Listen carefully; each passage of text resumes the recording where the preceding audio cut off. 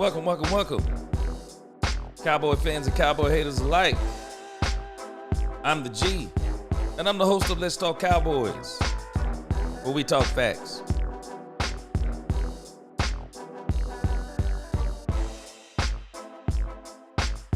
I'm a little late on the announcement today, so I'll wait and see who comes in. And then we're going to have a conversation whether it be 2 or 2,000. Talk about the Cowboys today again. The fallout from this loss is absolutely astounding to me. It just goes to show you kind of where this where this fan base's mind is. And this is one of the reasons why, as the Cowboys and people were talking about all these playoffs, this is why I'm not responding like a lot of the fan base, some of the content creators. I'm not responding the same, because why would I have expectations for the Dallas Cowboys playing with a backup quarterback, playing with injuries, lack of leadership on the team? Why in the world? Why would I be responding like a lot of these people are responding, as if we're seeing something that we didn't really already know was true? I just don't understand the fan base sometimes. I definitely don't understand people. I mean, I have not forgot about this entire season. Folks try to turn this season into a mini season within a season. We tried to turn it into, and I'll discuss that in a moment. But I mean, we tried to turn this into a season within a season, and now so many people are disappointed. I can't say I'm disappointed, because I had no expectations. I want y'all to understand something if you haven't heard it before. Expectations are the robbers of joy. And I don't understand our expectations. It was absolutely insane. But anyways, we get started here. What's going on? Jared, P-Funk, Jameson, Miss Matrix, Freddie, Andre, what's going on? LaQueen, what's going on? P-Funk in the crib. What's going on, everybody? Overreaction Monday. I really don't know if you can have an overreaction to what transpired, but I guess my overreaction is, and it's not my opinion, but I'm just saying, just for the sake of Overreaction Monday, is it's not the Cowboys' fault. It's not the Cowboys' fault that they got beat, and beat badly by the Philadelphia Eagles. Got beat badly by the Philadelphia Eagles. And that would probably be the overreaction of some, because people say things about the injuries and and all of these different things. And I just don't, and for me, I think that would be an overreaction. To say that the Cowboys had an excuse to lose to the Eagles because we're playing with backups and things of that nature. CeeDee Lamb didn't play. People can say that, but it's strange. I have to be honest. I haven't heard a lot of people saying this stuff as far as CeeDee Lamb or any of those things. I haven't heard anybody saying that. So I'm actually glad I haven't been hearing those excuses. What's going on, Aztec? Jay Recruit, what's going on? I haven't really heard anybody making those types of excuses. And I really think for some people, there's probably not an overreaction. I think there are many people who are just basically saying, and they're saying basically the same thing that I said is, the Cowboys are not good. That's the bottom line. The Cowboys are not good. We have some good pieces. We're not good.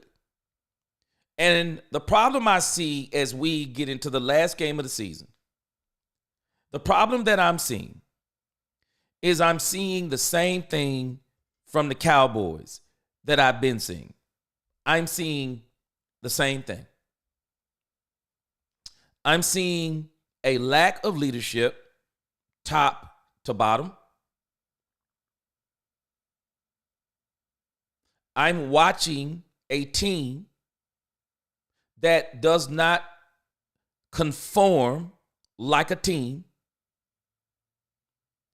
I'm still watching one player who is great, but is overrated himself and overrated by so many that he feels like he's the voice of the team. He's trying to seize leadership, and is in trying to seize leadership. To me, he continues to be a problem as it pertains to this leadership. I don't really know what Jerry's going to be able to do. What's going on, Robert M? What's going on, Wicked? Jason White, what's going on? I really don't know what is Jerry going to be able to do, especially if he keeps Mike McCarthy. Because at the end of the day, this team is basically going to have to overcome all of the mental deficiencies that it has. I've told this before. As a player on this team, and in particular Dak Prescott will be battling his owner. Dak Prescott will be battling his owner / GM. He'll be battling his coach. He'll be battling the media. He'll be battling some of his own players. Oh, and by the way, and he'll still have a football game to play. This is what you're dealing with on this team. This is exactly what you're dealing with. And what we saw on Sunday, it wasn't just the fact the Eagles are better than us, because the Eagles are better than us. And I said this before. The Eagles are better than us. But it's not just the fact that they're better than us talent-wise. They are a better team than we are. They are a better team than we are, top to bottom. I mean, they've had a few rumblings, some rumblings, and so, a few people in their feelings. A.J. Brown, he's in his feelings. And wide receivers, this is just what they do. Wide receivers, they want the ball more. And, A.J. Brown has to understand something. He's on a running football team. He's going to have to be patient. He's on a running football team. It is what it is. He just have to stay ready that when his number is called, he answers it. Because the reality is, this is a running team.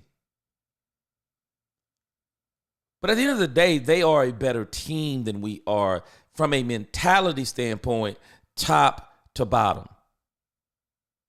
And I've noticed something about us as you think about our, what happened to us this week and our loss.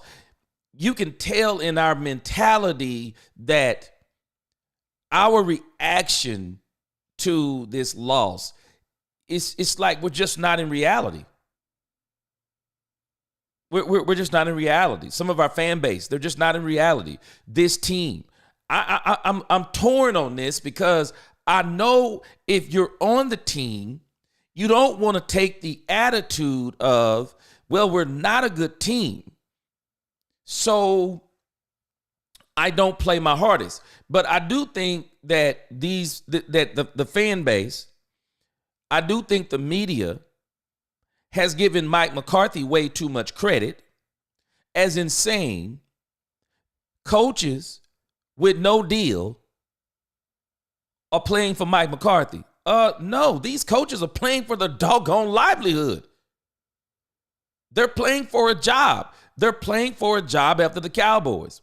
to say that a bunch of these players were playing for Mike McCarthy when a lot of these players, 30 players, not under contract with the Cowboys going out of this season? So we think those players were playing for Mike McCarthy. I don't believe that. I think they were playing for their livelihood.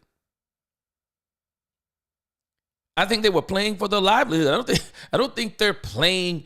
I don't think they're playing for Mike McCarthy necessarily.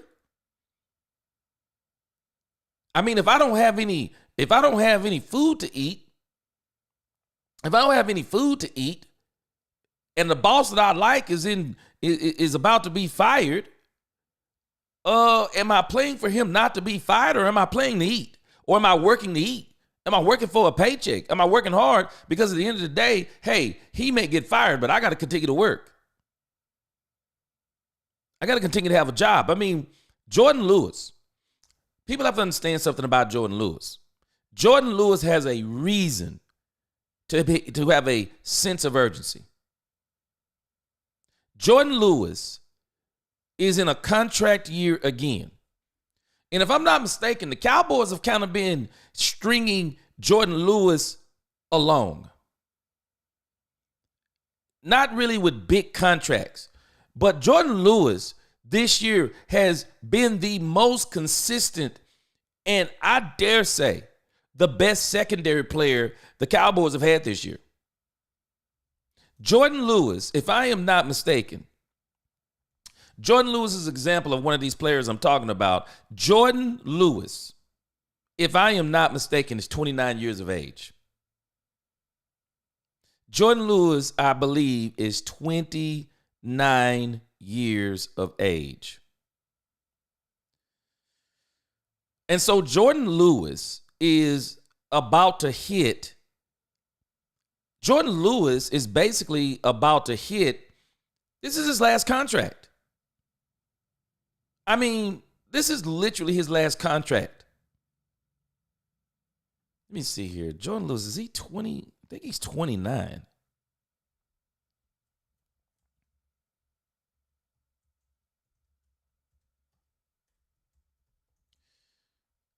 Yeah, Jordan Lewis is 29 years of age.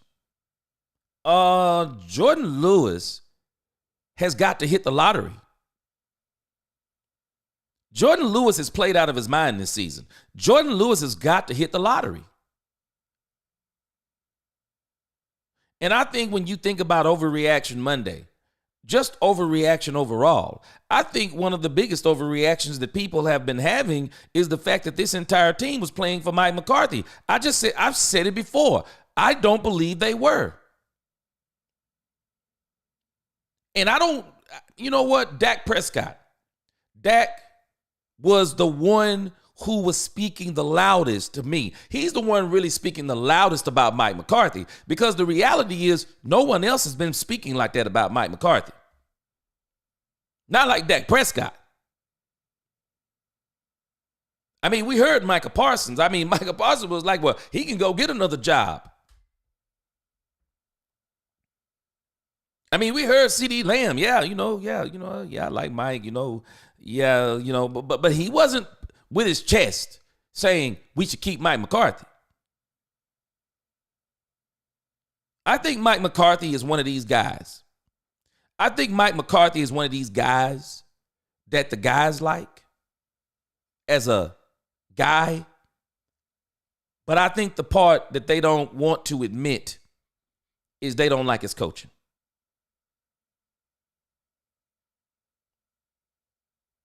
I think that's the part they don't like to admit. They don't like his coaching.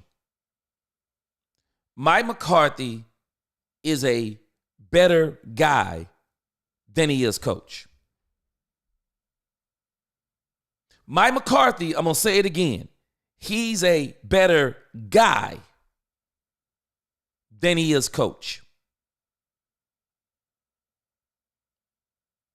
I think people like the guy. I don't know if they necessarily like the coach. And even with Dak Prescott, as much as I have respect for Dak Prescott and I like Dak Prescott, I'm not listening to Dak Prescott in this issue, because Dak Prescott has a vested interest in Mike McCarthy staying because he's 31 years old. Dak Prescott is probably in his last 3 years with the Cowboys. 4 to 5 tops. He doesn't want to change. He doesn't want to change the whole system. He doesn't want to change the way they even do things. But I don't think Dak realizes it, because the problem becomes we can't see the forest for the trees. I think Dak Prescott doesn't realize it, but he's been saying it. He was saying it. You know, Jay Recruiter says, Dak said we suck. Dak don't realize he's saying something that's going against what he's asking for. Dak Prescott, you got to ask yourself, when you say we suck, then how do we suck? Is it a lack of players? I mean, is it a lack of effort? Is it a lack of people not knowing their assignment, Dak Prescott? Or is it the things that you've been saying that pertains to coaching? We're not practicing hard. We don't know our assignments. What are guys doing when they're not in the facility? You're talking about culture, Dak Prescott. You're talking about a culture that coaches build. You're talking about culture. Coaches are responsible for culture. If your players are setting the culture, then the prisoners are running the asylum. And I don't mean that the players are crazy. I'm just using that as an analogy.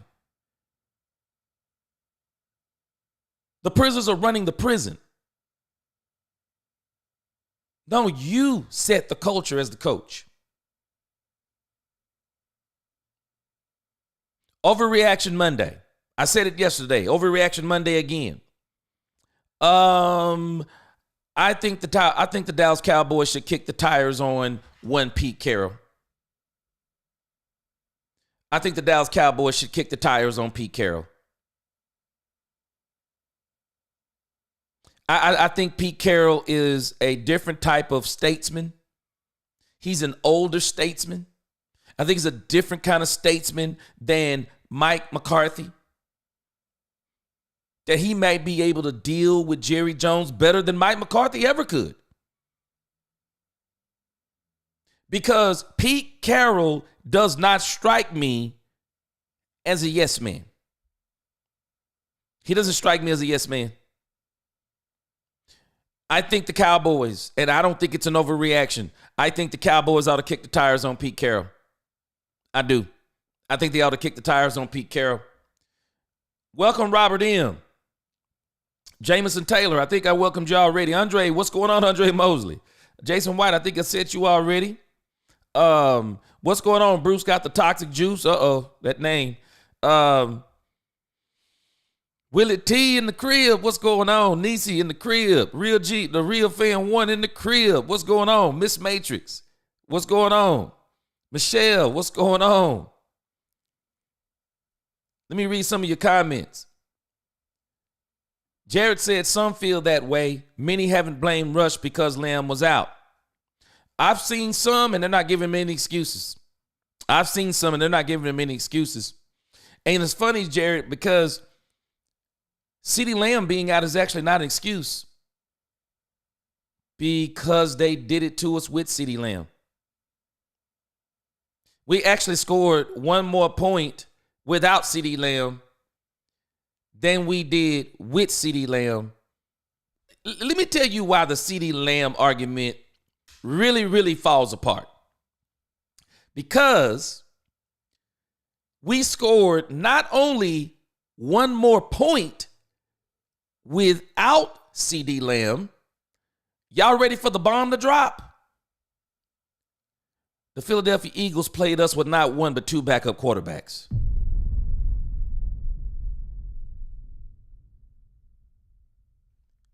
They beat us worse without Jalen Hurts.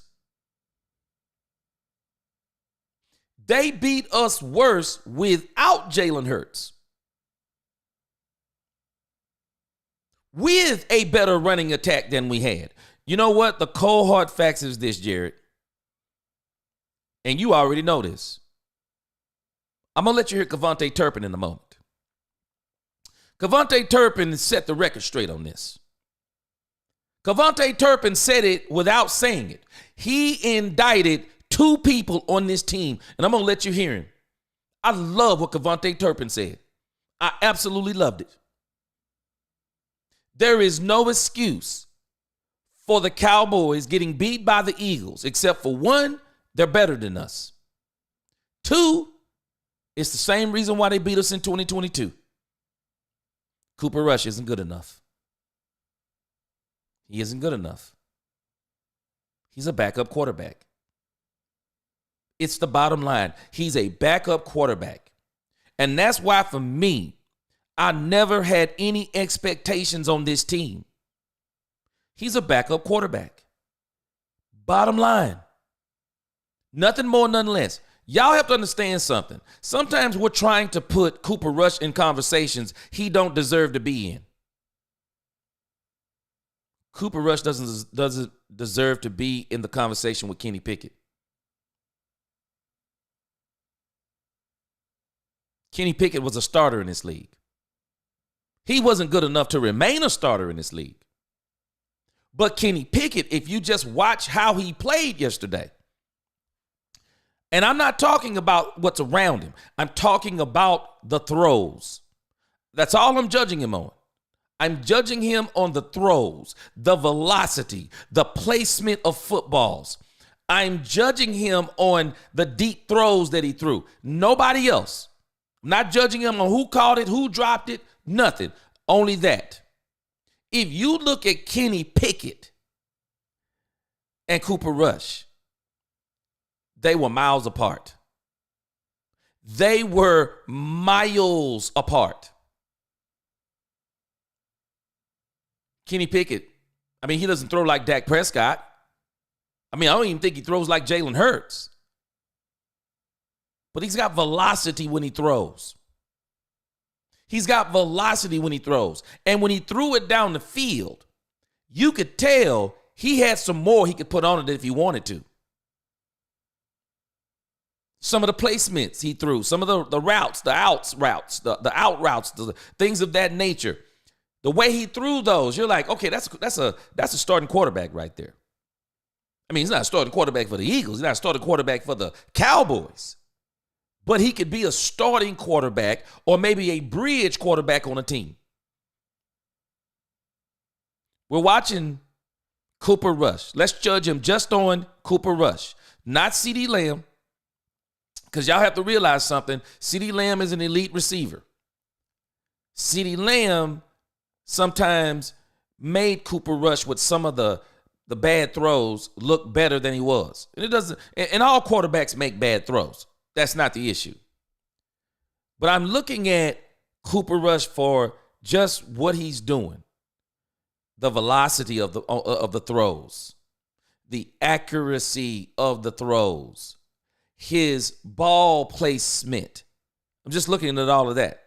And all of that told me back up. And I'm saying all that to say, for anyone to have any expectations on Cooper Rush to go to the playoffs was insane.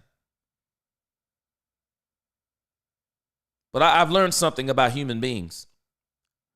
The Bible says faith comes by hearing and hearing by the word of God. So let me show you how I teach people. That's actually a compound sentence. Faith comes by hearing.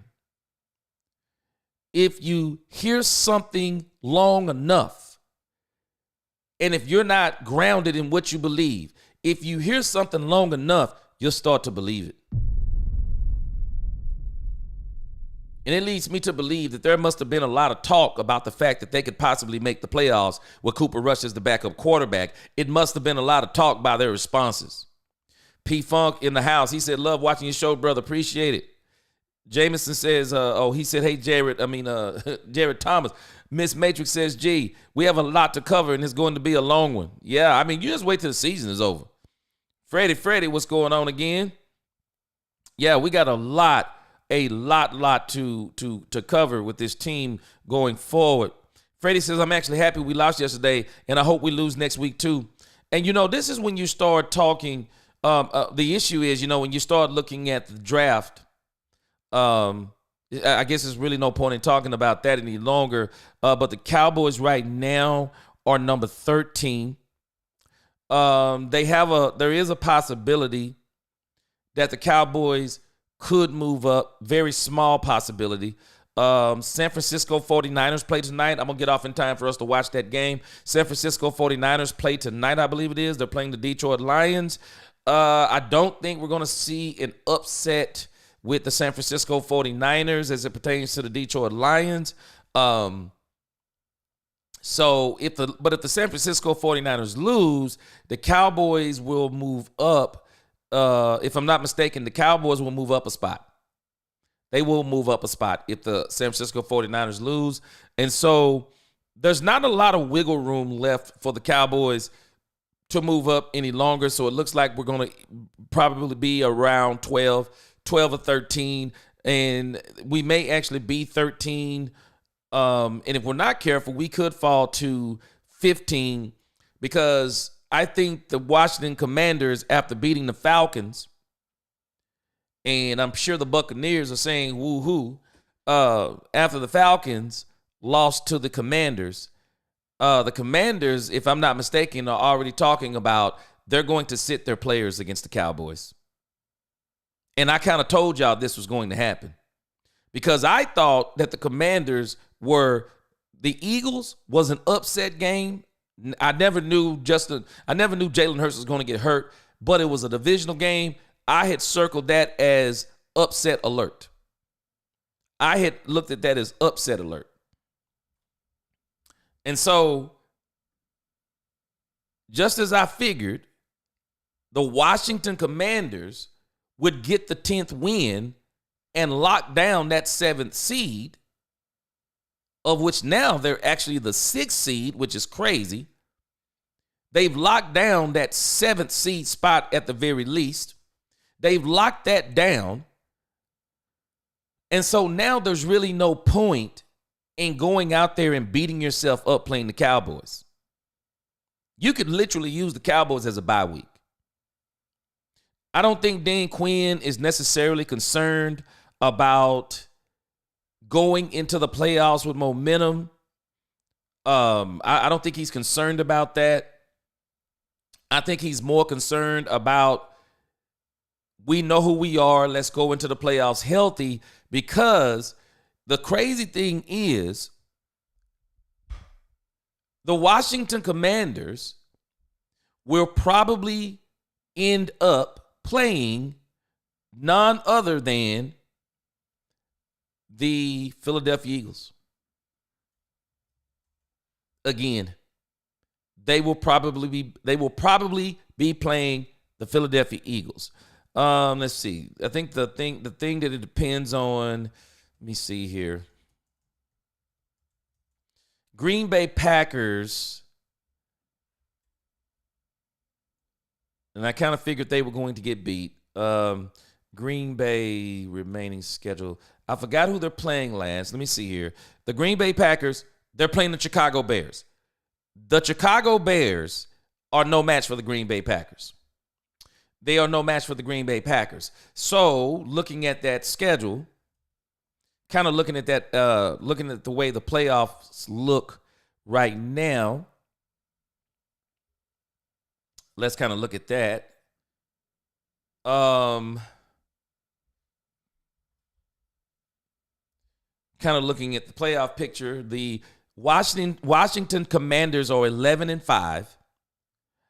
I think they're going to finish 11-6. I don't think they're going to come out and try. At least I don't think they're going to do it. I don't think they're going to waste their time on the Cowboys. They're going to put the backups in. Doesn't mean they're going to lose. Doesn't mean they're going to lose. But I'm not going to be surprised if the Cowboys beat them. But they could still beat the Cowboys. And the reason being is I am not going to be shocked if the Dallas Cowboys start Trey Lance against the Commanders. They need to. I said it before this game, and I'm going to say it again. There is no more reason. There is no more reason for the Cowboys to play Cooper Rush. I said it before the Eagles.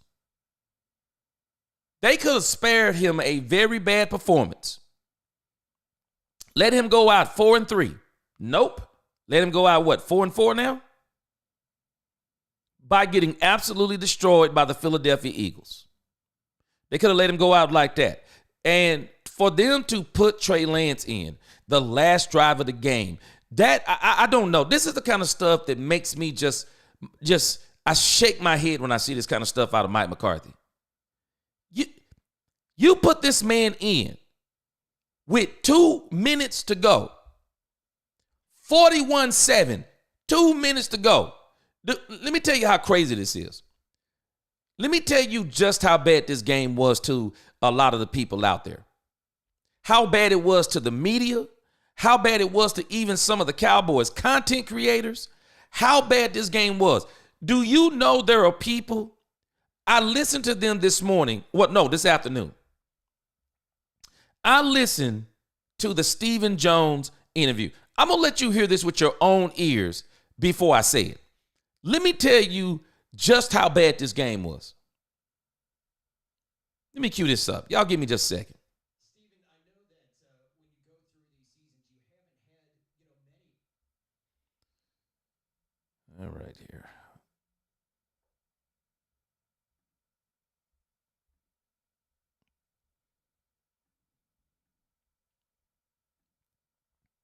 All right. A little bit of a sound issue. All right, here we go. So let me cue Stephen Jones up.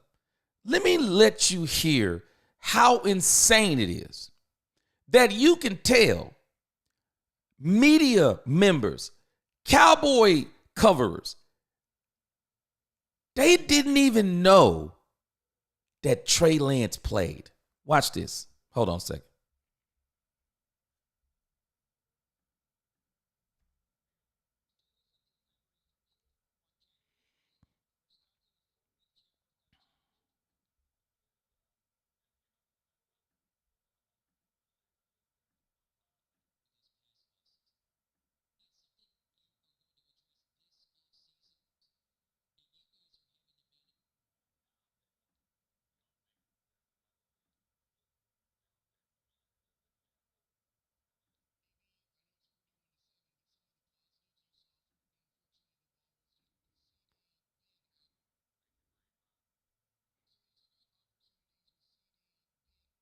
All right, y'all give me just a second. I want you to hear this with your own ears, how crazy this is.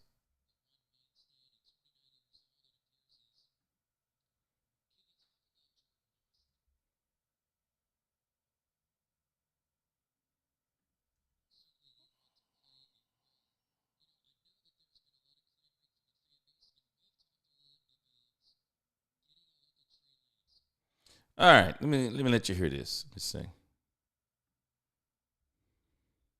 We want to have back on this football team. You talk about looking ahead to next year and some of these guys that, certainly you want to play a role. I know that there's been a lot of clamoring from the fan base, and we've talked a lot about getting a look at Trey Lance. After last year, the move to get him for the 4th-round pick, considering where you are without playing for playoff position, we didn't see him at all, even in the fourth quarter.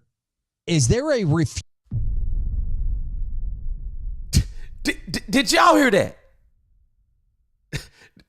Did y'all hear that? He said, we didn't get to see Trey Lance. No, you mean you didn't get to see Trey Lance. Because those of us who watched the game until the end, we saw Trey Lance. A lot of people didn't even finish the game.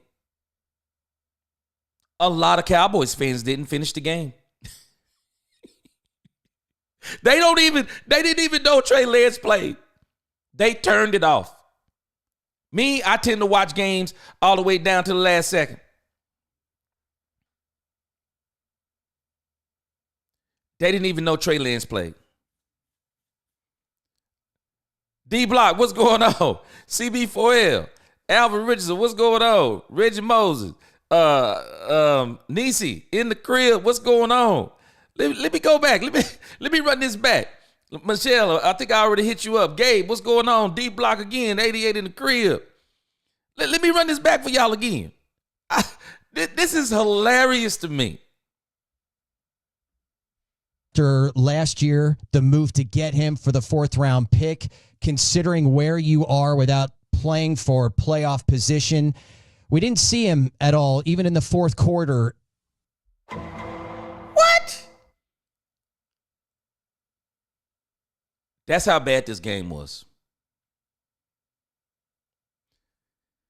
This game was so bad.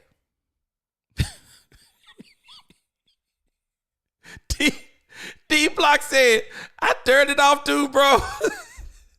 This game was so bad. Do y'all know I've been listening to folks say this all morning about Trey Lance, not realizing Trey Lance actually played in the game. That's how bad the game was. That's how bad it was. That's how bad the game was. Colin, what's going on? Colin said, I bailed at the half. Man. Hey, y'all, somebody had to do it. I had to do it for the fans, man. I had to do it for the culture. I did. I had to watch the whole game for the culture, man. I didn't want to miss nothing. I had to watch the whole game for the culture. And I was rolling in the fact that they let this man in. And this earlier this year, I forget the San Francisco 49er player, the linebacker, who refused to go in the game. I didn't understand him not wanting to go in the game. I mean, his ego was hurt, but he should have went in the game. They needed him. This is your opportunity to prove that you should have been starting. I mean, he knew the assignment when he signed up. I mean, he signed up to be to come in for a guy who was actually the starter. Well, the guy got back healthy. He's better than you. He got in his feelings and didn't want to go in the game. I don't get that mentality. I'm not going to say I wouldn't have went in the game. But man, come on, man. How do you do a man like this? There is 2 minutes to go on the clock. There are 2 minutes. And you put this man in the game. And it's 41-7. Insanity. I say all that to say, I will not be surprised if Cooper Rush starts this week. I actually thought Cooper Rush was going to start the last 2 games anyway. I mean, I did. But we wound up winning another game and another game, and so we got the delay on Trey Lance. We finally had to see Cooper Rush lay a goose egg, and I mean a very bad one this time, where at the end of the day, I don't know what else you can say. Let me let your Kevontae Turpin tell you. I think Kevontae Turpin going to tell us better than anybody today. Who fault was it, Kevontae Turpin? Let's let Kevontae Turpin tell us who fault it was today. I don't know if any. I think somebody did mention they saw Kevontae Turpin talk about this. Kevontae Turpin's. I'm sorry, but Kevontae Turpin is about to just drop the bomb on this. Let's check out Kevontae Turpin today. Dropping absolute bombs. Man, we got turnover. They came out, they scored on these turnovers. So, they put us back behind the sticks. And it was hard to come back, man, when after they, scoring the ball, after our turnovers, they hurt. So, it was hard to just, catch back up. Okay. Y'all listen to Kevontae Turpin. Kevontae Turpin said, turnovers, 1 time. Turnovers, 2 times. In the same question. Kevontae Turpin, can you tell us the problem again? Turnover's tough to take because you guys were moving the ball pretty well earlier. Yeah, it was hard to take, man. We get a turnover, they go down there and score. So it Turnover 3 times. was hard. We fighting. But it's hard, man. They scoring the turnovers. It's hard to come back from that. Turnovers 4 times. Kevontae Turpin, can you tell us the problem again? Was the confidence there early? Because it seemed like you guys were moving the ball really well. Yeah, man. I just feel like, man, can't nobody stop us on offense, man. We don't get no turnovers. We move the ball. Turnovers 5 times. Can we get 5 times in the crib? He said 5 times. Turnovers. Tell us again, Kevontae Turpin. What's the problem again? Go down there and kick a field goal or score. We don't get the turnover. So I feel like, man, we did good moving the Turnover 6 times. ball. Just, the turnover limit us. And, Turnovers 7 times. that's what hurt us. Can you speak to the chippiness out there? Start off chippy and end it off chippy. I don't know. Shit, that's what we about, man. That's how we go out there and play. They want to trash talk, we're gonna trash talk. They want to throw some hands, we want to throw some hands. They just a game of football. And I feel like we just, we did good.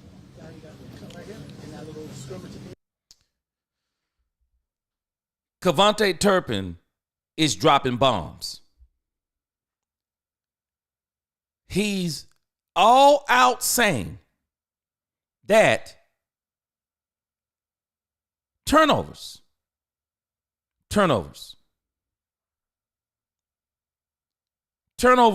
are the issue. Turnovers are the issue. But this ain't the bomb he's about to drop. Kevontae Turpin is about to drop the major bomb on this game.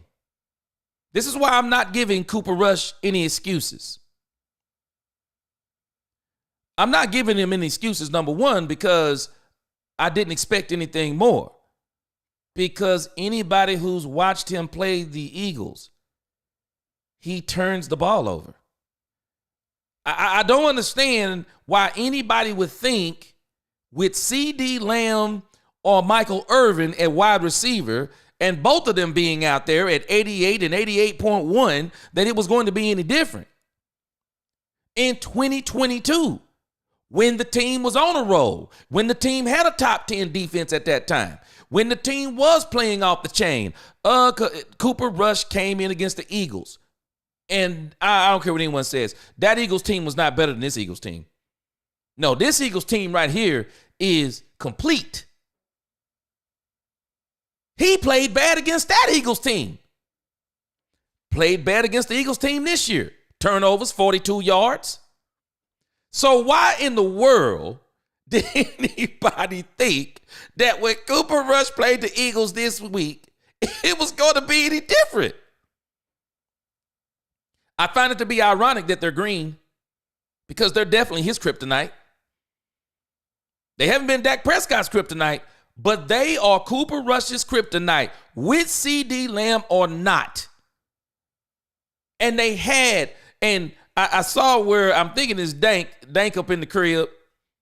Let me go back up in here. I kind of glanced and I saw Dank throw something in there. I think it was Dank up in here. Yeah, Dank's up in here.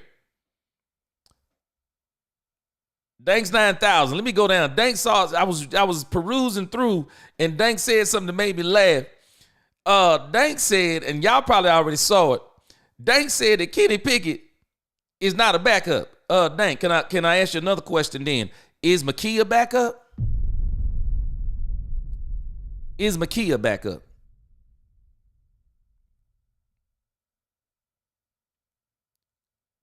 McKee. Is he a backup?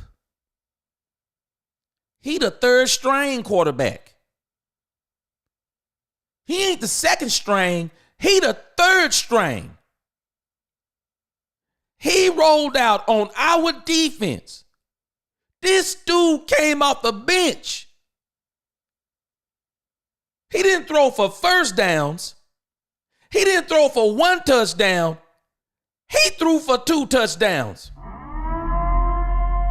Dank, is he a backup? Is he a backup? Because Kenny Pickett is unequivocally a backup. He's not on the level of Cooper Rush because Cooper Rush is a backup.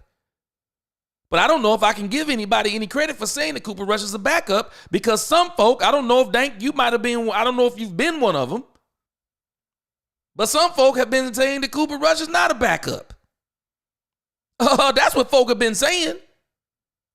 Not only is he not a backup, he's better than the MVP, second-team All-Pro quarterback that we have on our team who is currently injured. I don't know how he got those accolades, as bad as he is.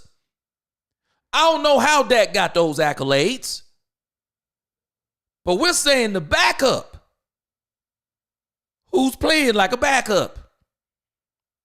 Who's played like a backup? We were saying he's better than the starter. See, we move the goalposts all the time. I've been consistent. Cooper Rush is who he is. He's a backup. I don't even consider him. Kenny Pickett is what I call, if you want to talk about a backup who's good, Kenny Pickett. Kenny Pickett is a good backup. Kenny Pickett is a backup, and Dank said he's not, but he is, because he's a backup. He's a backup. How is he a backup? Because he's a backup. He's not the starting quarterback for the Philadelphia Eagles. He was once a starter. I think that Mike Tomlin, and I'm not going to disagree if someone says Mike Tomlin should have gave him another year. I think Mike Tomlin should have gave him another year.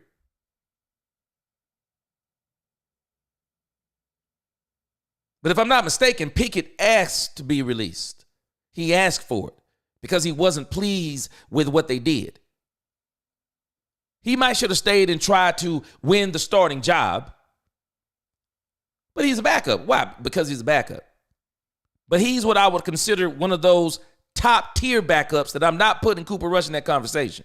He's a top-tier backup who was once a starter in this league. I think it was, first round? He was once a starter. A team said he wasn't good enough because, as I explained yesterday, it was yesterday, we don't develop quarterbacks like we used to. We throw them right out there and say, hey, now you're going to come in behind you're going to come in now and be the starter. And then they don't pan out. Then we just throw them in the trash. And then they have to work their way back to being a starter again in the league. And so Kenny Pickett. Maybe somebody saw something yesterday. Maybe somebody will say in the next season, hey man, let's go get Kenny Pickett. I wouldn't see that to be ridiculous. I think it would be absolutely ridiculous for somebody to say that about Cooper Rush. Okay, let's let him be the starter.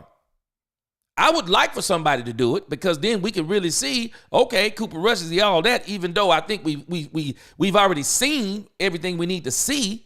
But Kenny Pickett, make another chance. I'd love to see Cooper Rush get the chance to prove me wrong. Because I wouldn't want to be a career backup.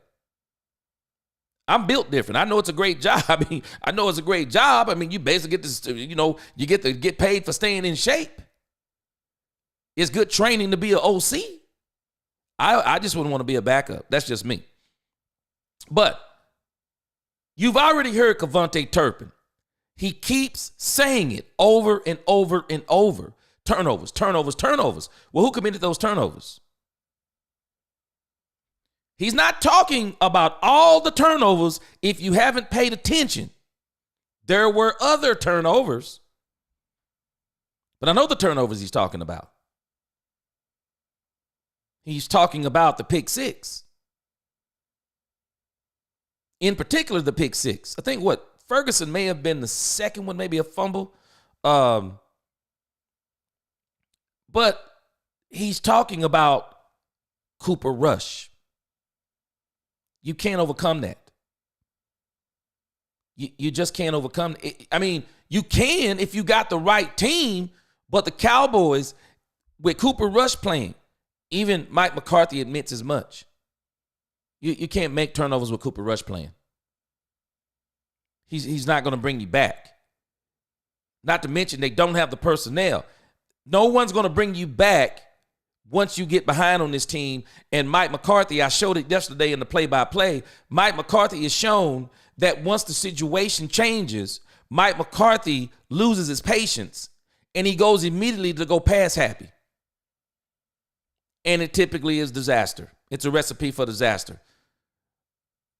But let me let you hear Turpin continue to drop bombs on this team. No. I did this on the run play, and I bit my tongue. My nose just been bleeding the whole game. So, yeah, everything good.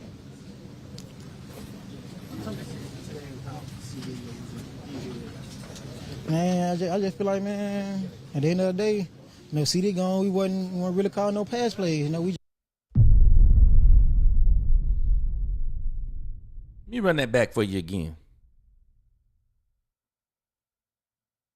Cavante Turpin is indicting Mike McCarthy. He's indicting him. Listen to him again. We weren't really calling no pass plays. We just run the ball, throwing check downs. And I just feel like, man, if you want to see how we were doing, man, it wasn't no players downfield that we can get jiggy. It's not the fact that he wasn't running pass plays. You notice what he said. He was running check downs. Because this is how you play with Cooper Rush. Greg Olsen was saying it. We've heard, who was saying it? Troy Aikman was saying it in the Coop when he saw Cooper Rush play. You can't win if you don't have the ability. And Cooper Rush, it's no knock on him. He can't be what he's not. He does not have the ability. And I'm not saying he can't throw the ball downfield. Look how the throws look. Look how they look. He's not completing passes on good defensive backs. He throws passes in the way that if the wide receiver is not wide open, he throws them in a way to where the defensive backs can get back under the ball and knock them down. And so what Turpin is explaining is what I've been saying for the last few weeks.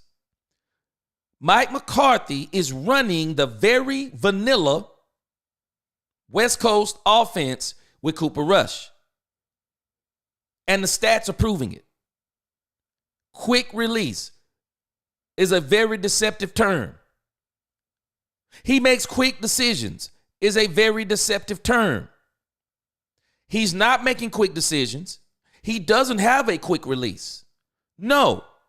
He's throwing to the first read that Mike McCarthy has schemed open.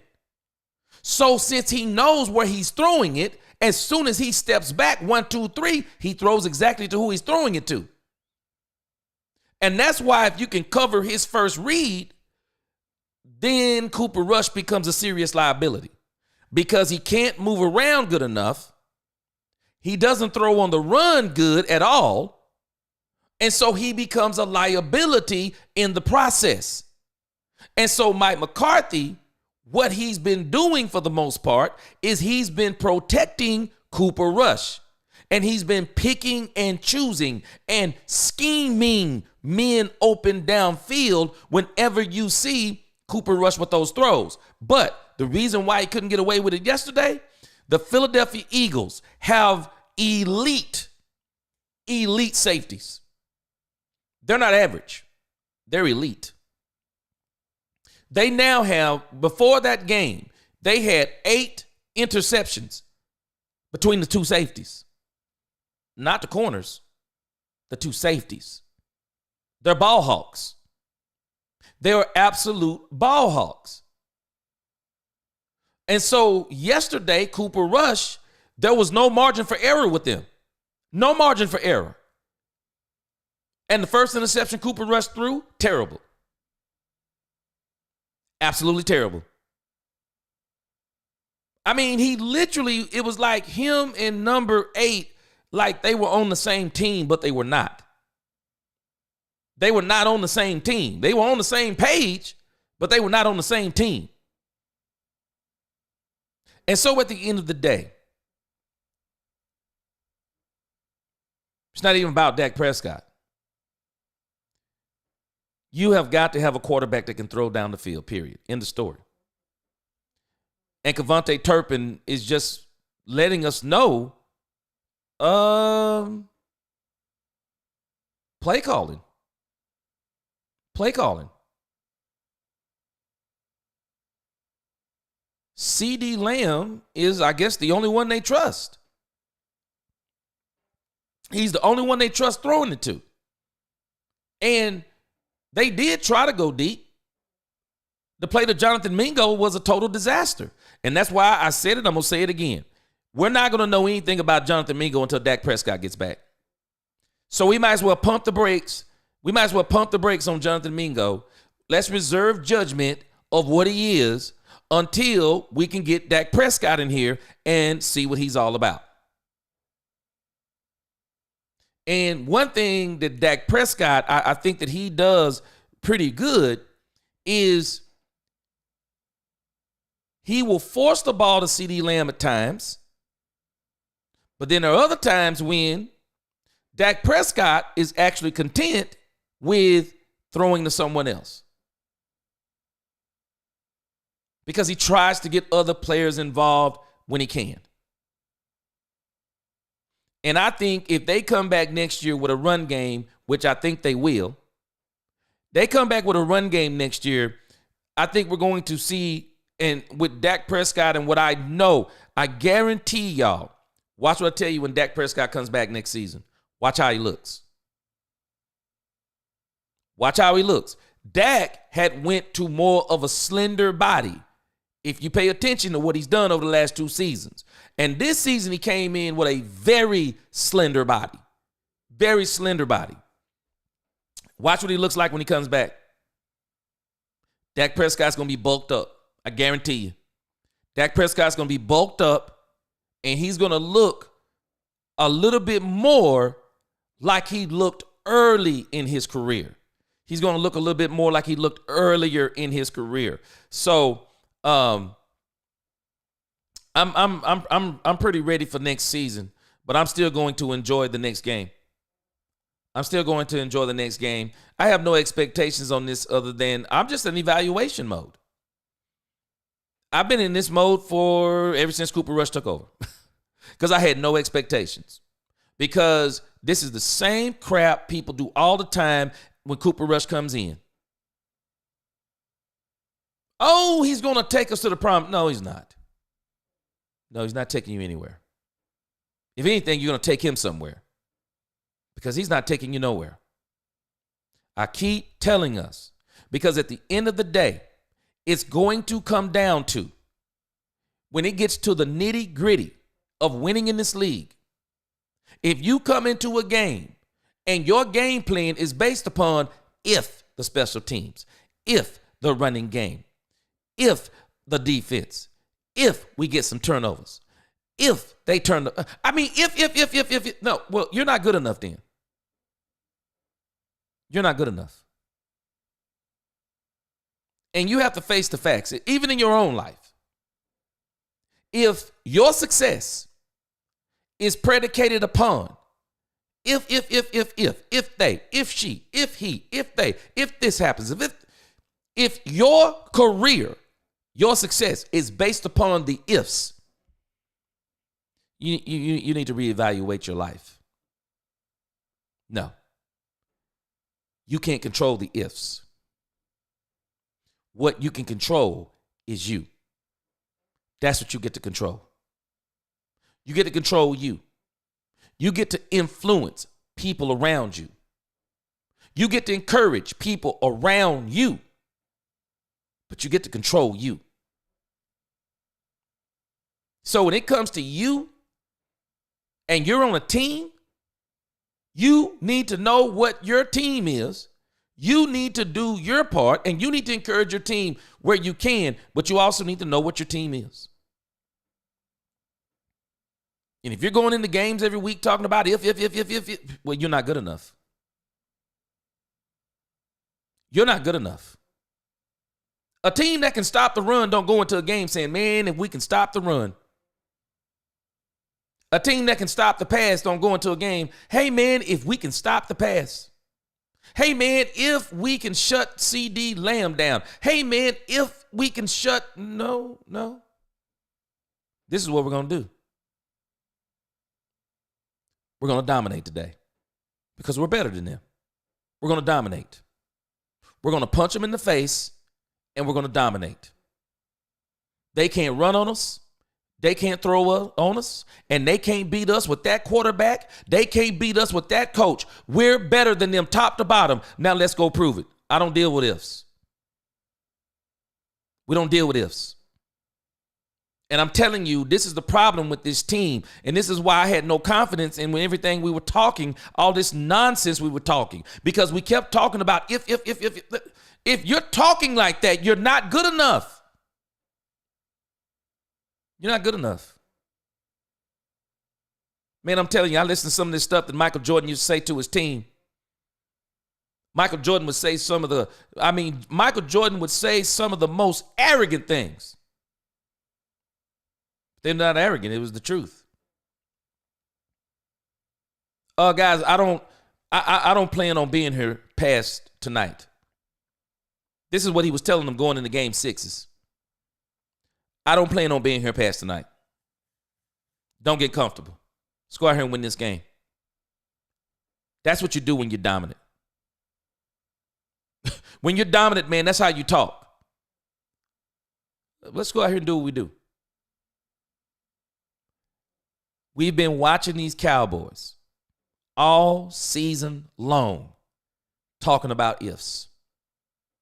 In the beginning of the season, see, a lot of people talking about, Cooper Rush. The Cowboys were bad when Dak was in. You're doggone right they were. But it wasn't about Dak Prescott.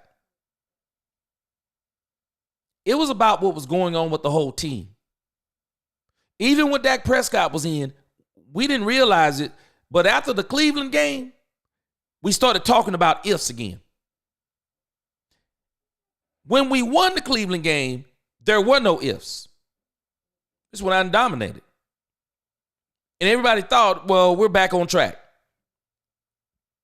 We let go of some 9 players?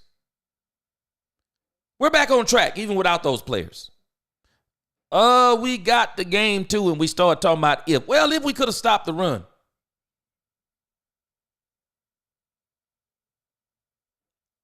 I knew then we were not good enough. Well, if we could have blocked for Dak Prescott,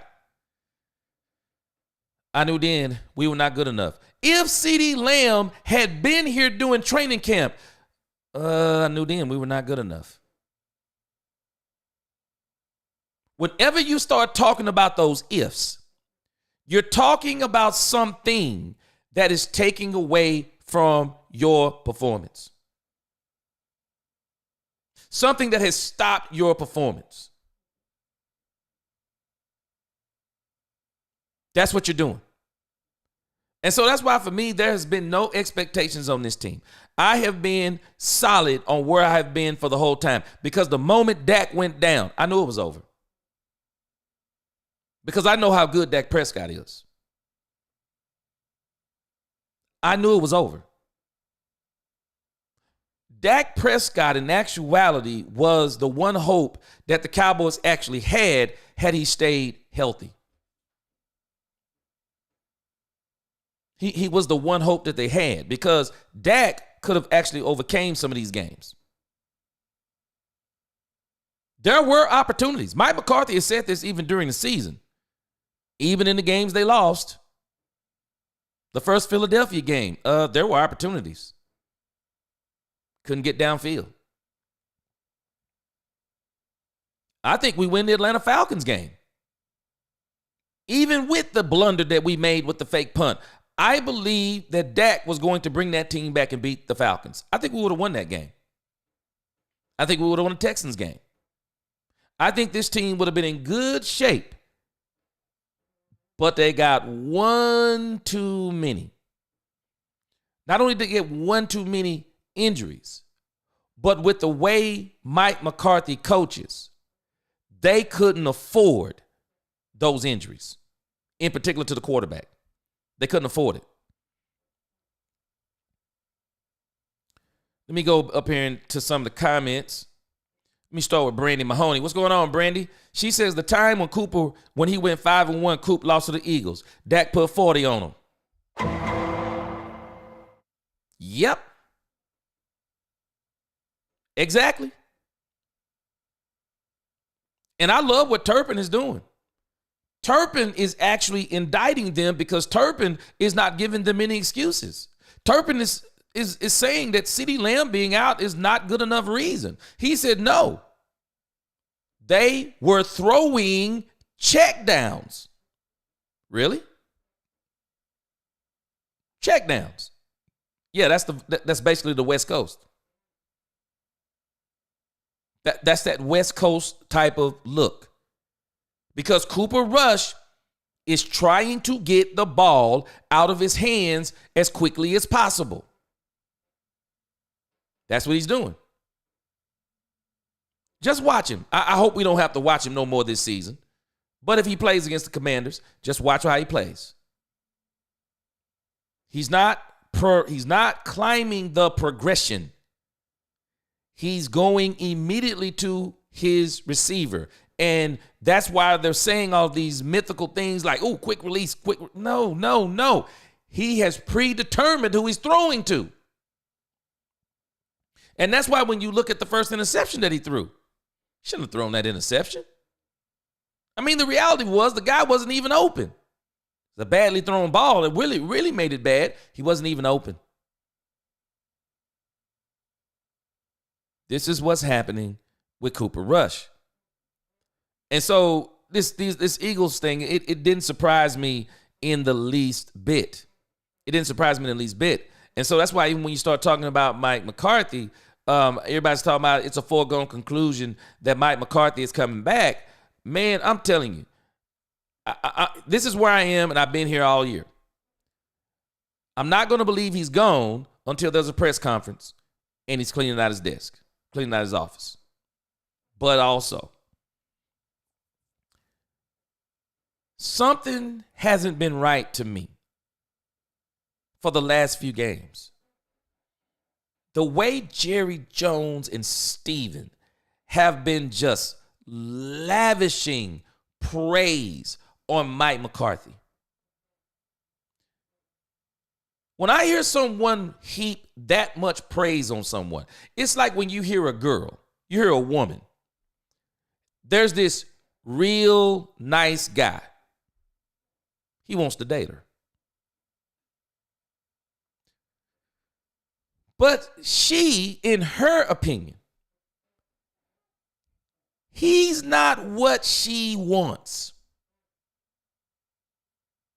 And you're here saying stuff like, girl, he's such a nice guy.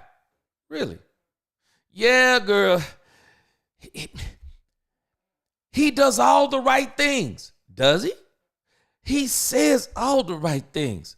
Does he? He brings me flowers. Really?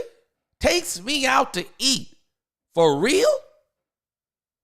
I just don't think he the one for me.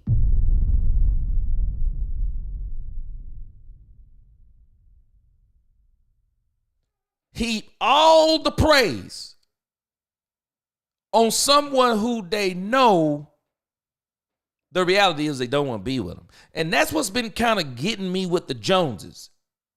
Hold on a second. Why are you heaping all this praise? Now, even in the losses, they were really hyping him up. And I'm like, wait a minute, hold on a second. This sounds like to me somebody who's trying to convince themselves of something. Somebody that's trying to convince themselves of something. Or they're trying to convince us of what they think. But we're watching their actions. And we like, well, they all that then, won't you? It's like when a girl is doing that. And one of her girlfriends will say, well, dang, girl, you saying all those good things about him? Won't you go and be with him? Oh, but he's just not the one for me. Why keep talking about somebody, but you won't make a move? That don't sound right either. Who are they trying to convince? I'm telling y'all, I would not mind Pete Carroll at least getting a conversation. CB4L says, then what does that make Dak, who had a better season than you'll conclude that in a moment. A backup quarterback isn't an excuse. Cowboys had to face the Eagles the first time with their backup quarterback. Man, you know what? It's amazing to me how Cooper Rush gets all the benefits of the doubt. All the benefits of the doubt. So was there an excuse for that interception? Backup quarterback or not? That interception had nothing to do with, what was it other than a bad throw? And all day long, we're not talking about one throw. All day long, Cooper Rush was making bad throws. And I've told us before, the better the competition, the worse he is. The worse he is. Rush gets $2.8 million. Yeah. I don't know the point on that one, but yeah. 70s fan said, Eagle fans, you guys are laughing now, but you're going to be in cap hell next year. You can't sign all those starters. I'll tell you this, 70s fan. You know what? You just brought up something. I'm going to let you hear something that they asked Stephen Jones. And then I'm going to come back and respond to what you said. Thought they'd be a little bit nicer, but no, you're absolutely right. I mean, look, it's been a tough season, and you're going up against one of the best teams in the NFC. And, you know, one of the questions I had specifically is in comparison with them. I was talking earlier just based on. I'm about to let you hear the question in the Stephen Jones interview. The same guy who said we didn't see Trey Lance in the fourth quarter. I'm sorry. There is no way I'm interviewing Stephen or Jerry Jones or any quarterback player for that matter and getting paid on the radio station to know this stuff. There is no way I'm interviewing Stephen or Jerry Jones without knowing what I'm talking about, doing my research on the questions, because when I ask you the question, I want your answer based on the facts that I already know, so that if the facts don't coincide with your answer, then I can come back with a follow-up question and say, well, what about blah, blah, blah, blah, blah, blah, blah, right? Listen to this next question that he asked. He's indicting the Joneses. Watch this.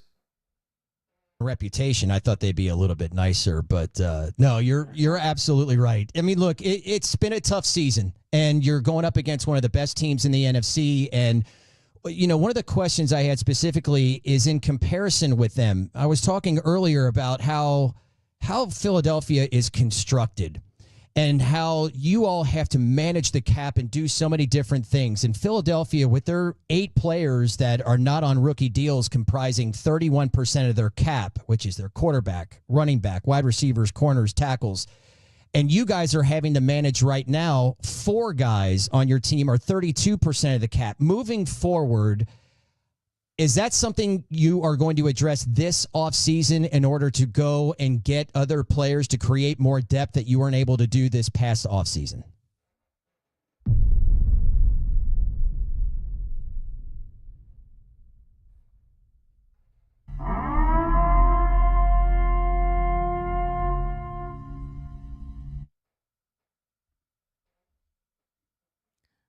'70s fan. Let's peep game on what this guy just said. Nisi talks about this all the time. Do y'all realize we don't actually have real GMs? Somebody pointed this out today in a comment when I was watching this video, and I was absolutely laughing at this. What other team do they do this? What other team do they do this stuff at? Stephen Jones is the executive vice president, director of player personnel / they don't have on there, I guess these are one and the same, GM. Where they do that at?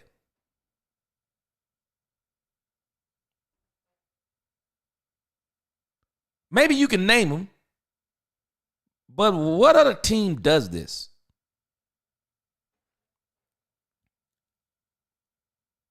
He's wearing 3 hats.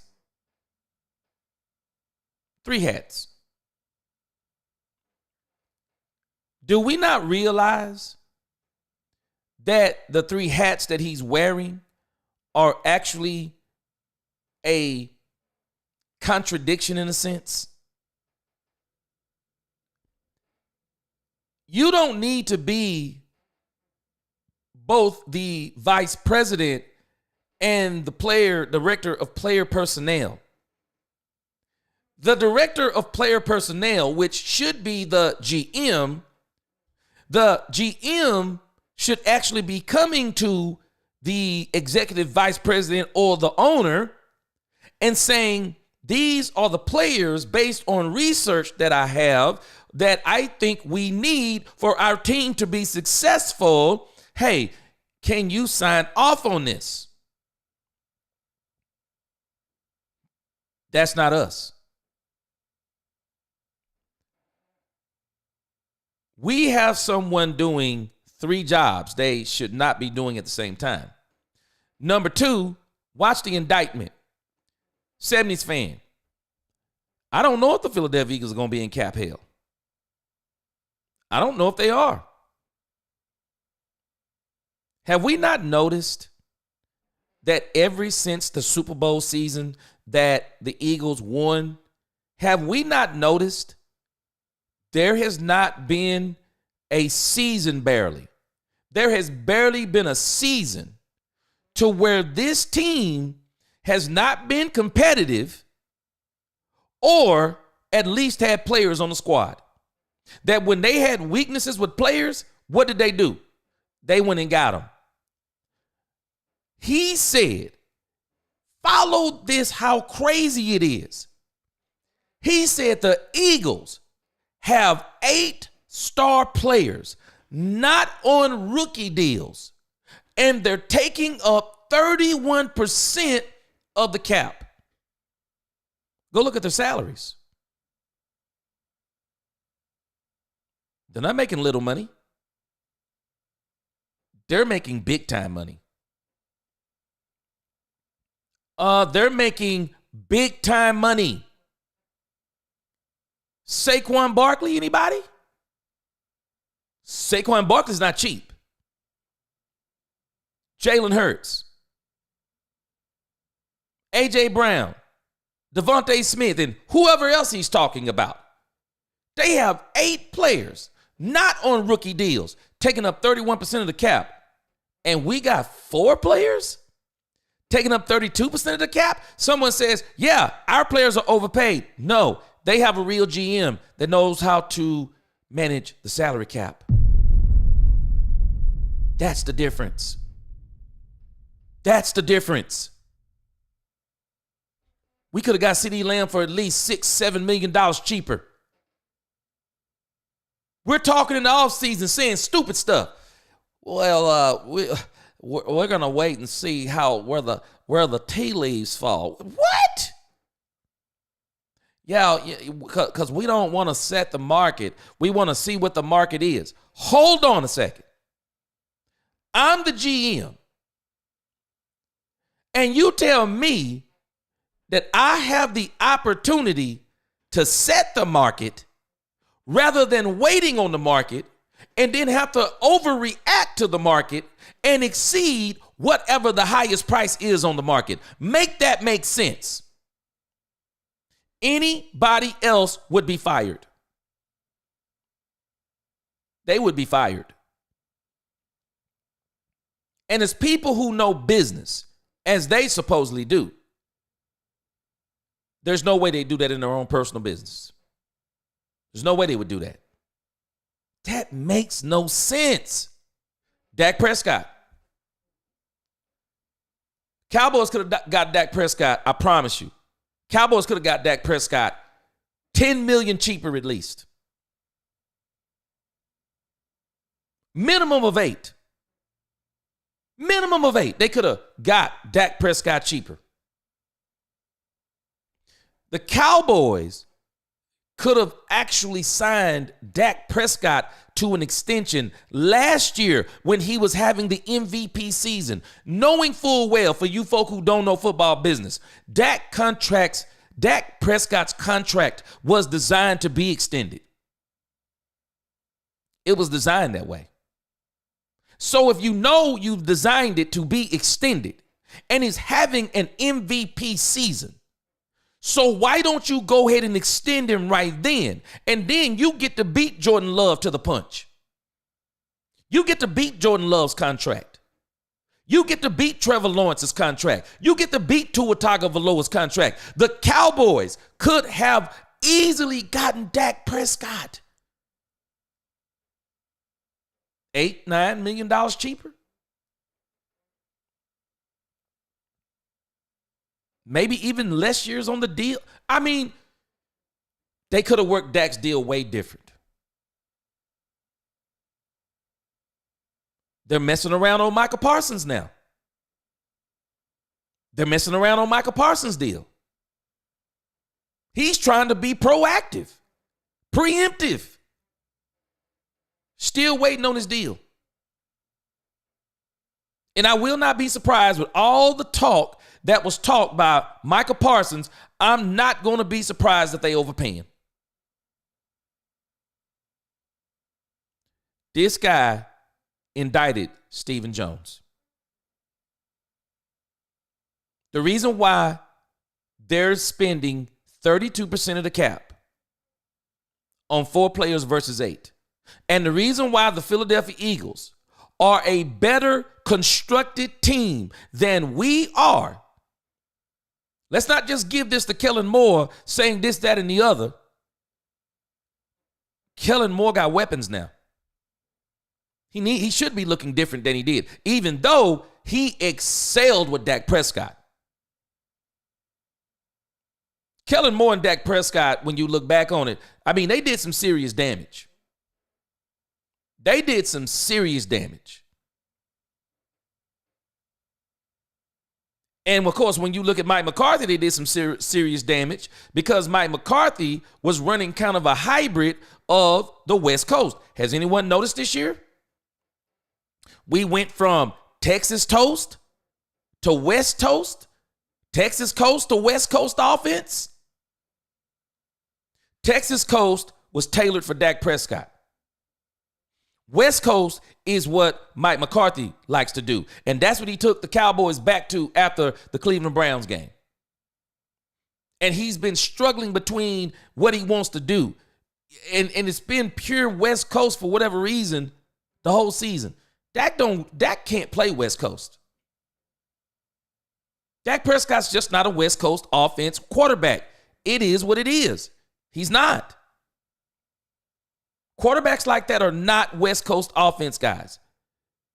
Josh Allen, he's not West Coast. Patrick Mahomes, not West Coast. When you look at those types of quarterbacks, they're not West Coast quarterbacks. That's just not them. And so Stephen Jones is being indicted. The problems are at the top. We should have the problems that the Eagles have. We should have the problem of managing 8 non-rookie salaries and let them take up 31, 32, even 35% of our cap. That would be great if we had 8 star players. 8? And they're only taking up 35% of the cap? That's called cap management. That's what I hire you for. That's what I hired you for. I want you to get me all the players that I need and some of the players that I want within a certain salary. That's what I pay you for. I pay you to know the market. I pay you to see things before they're happening. I pay you that when Dak Prescott is doggone it, having the best career of his life, having the best season of his career, the best season of his life, I expect you to say, hey, hold on a second, let's pump the brakes here. Dak Prescott's about to play out of his contract. Let's go ahead and sign him now. Let's sign him now. So we don't get ourselves in trouble later. That's why the Eagles did A.J. Brown. That's why they did Devontae Smith. That's why they do what they do. We sit back and wait. And then we blame players for contracts. No, he's asking Steven, are y'all going to address this? It's poor cap management. It's not Dak Prescott's fault he's the highest paid quarterback in the league, highest paid player in history. That's not his fault. It's the Joneses' fault. That's their fault. It's not CeeDee Lamb's fault he's the second highest paid player, second highest paid wide receiver in the league. It's not his fault. It's the Joneses' fault. Cap hell is their fault. And that's why Micah Parsons, he is young and immature. I hope somebody gets a hold of him eventually and tell him, do not do that stupid stuff again. It is not your job, young man, to manage the cap. It's not your job. It's their job to manage the cap. If you want to take a discount, don't put that stuff out in the public sphere. You do that stuff quietly. You let your agent take care of that stuff. You don't put your agent in a chokehold, and now he has to negotiate from the precedent that you set. Micah Parsons needs to learn a valuable rule. You do not devalue yourself. Don't devalue yourself. Don't do other men's job for them. It's their job to figure out how to keep you and all these other players too. That's their job. Because I'm laughing at Micah Parsons, all these players talking about I want the guys who helped me to get well, who helped you? What are you doing exactly? Who's literally helped you? Because who has ever helped you, they're not going to be giving discounts. I'm telling y'all, Odigizua has played himself out of a Cowboys contract almost. I'm wondering if they're going to sign Odigizua. This dude is up to get paid. He is. Jordan Lewis, he's up to get paid. Kevontae Turpin, he's up to get paid. These are key cogs in the machine of the Cowboys. Because if not, they're going to be playing the vicious cycle all over again. They're going to be going right back to the draft, and we're going to watch the Cowboys drop off some 10 to 15 very valuable players, and we're going to find ourselves in the same situation again, playing with nothing but young guys. Young guys and spare parts after free agency. They got to fix the salary cap issue. They do.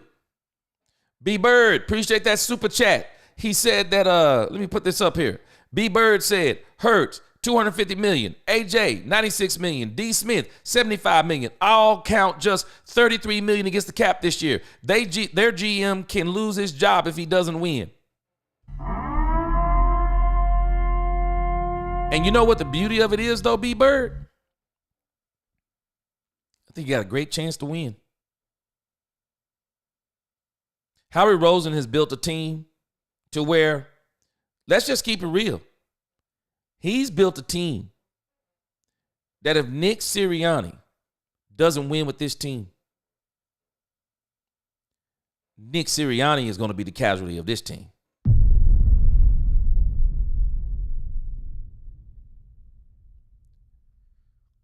When I give you everything you need, see, I'm not blaming Howie Roseman.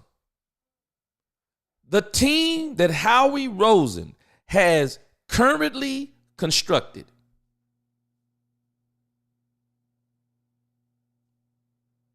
shouldn't they win with it?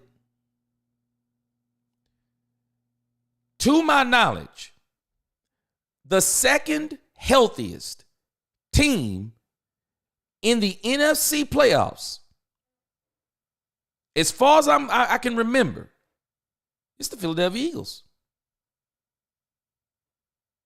The Detroit Lions are decimated. Their offense, they took a chink.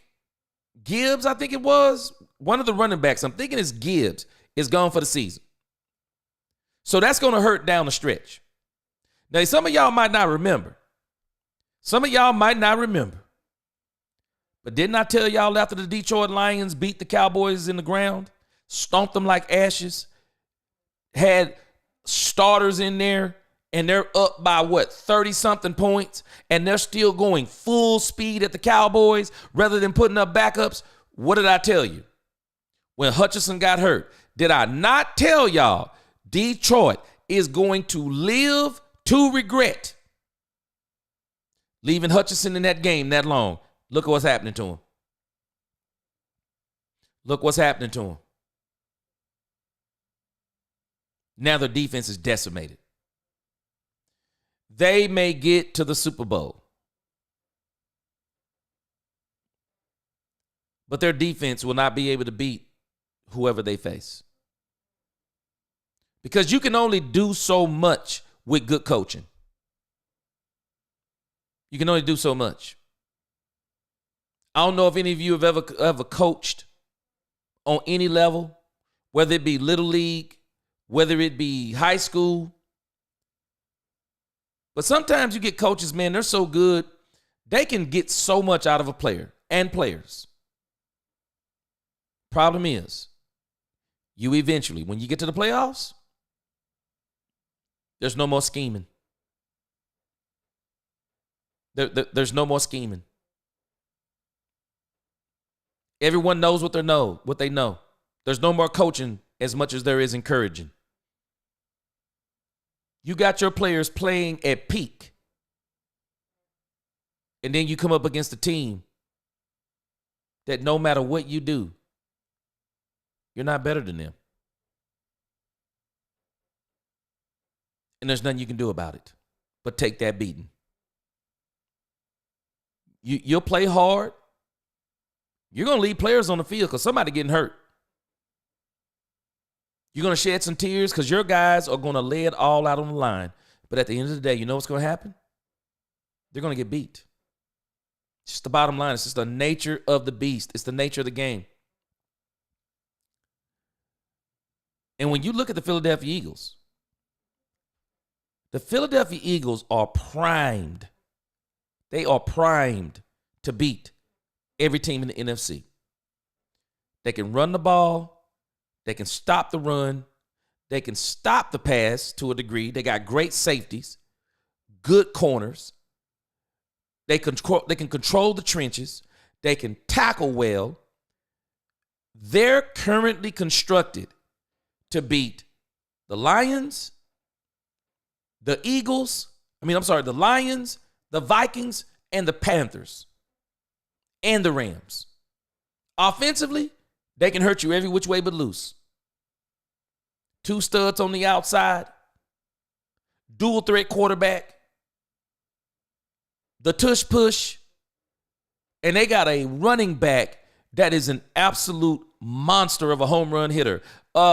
I'm telling you that if this Eagles team don't win, 70s fan, if this Eagles team don't win, it is not going to be on Howie Rosen. When you give a coach everything he needs to win, now it's on him. And if the Eagles can get to the Super Bowl this year, this is what the Joneses won't do. I don't know about y'all. I'll take a Super Bowl and face the salary cap the next season over wrecking the salary cap like the Cowboys do and can't even get out of the first round. I'll take what the Philadelphia Eagles doing all day long over what the Cowboys are doing. I would rather have a season. Y'all can take every 12-win season you want. Anybody, you can take 5 12-win seasons in a row. Take them. I'll take one Super Bowl over all 5. Do what you want to do. It ain't about getting to the playoffs. It's about legacy. It's about getting to the Super Bowl and winning. I'll take a Super Bowl win any day of the week. Any day of the week.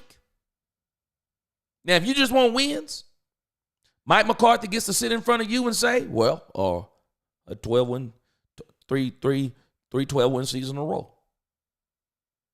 The two years they didn't win, the quarterback got hurt. I mean, he can sit in front of you and say that.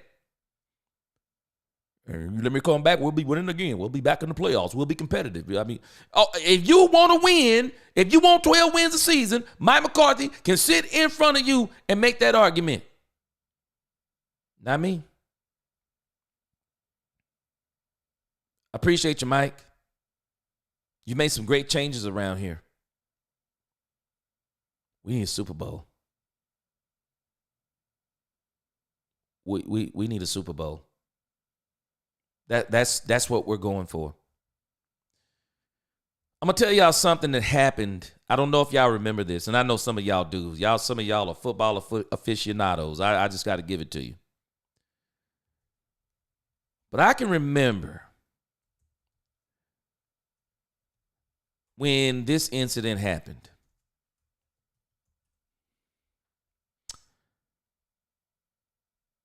Tony Dungy.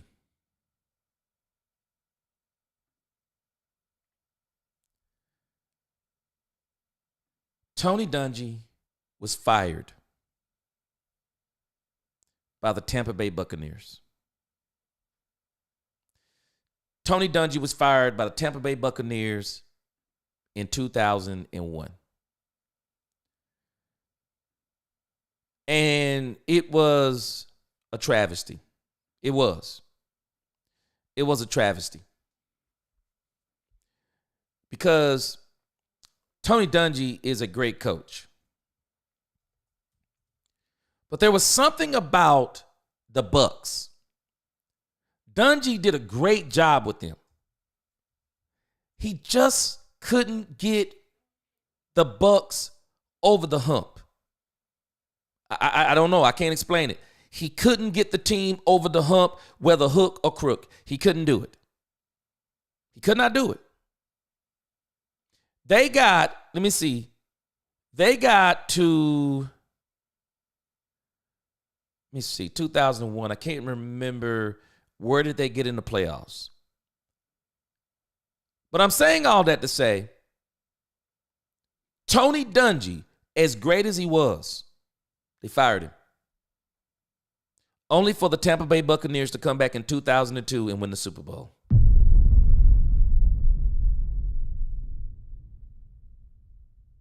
Sometimes a coach can only get you as far as he can get you.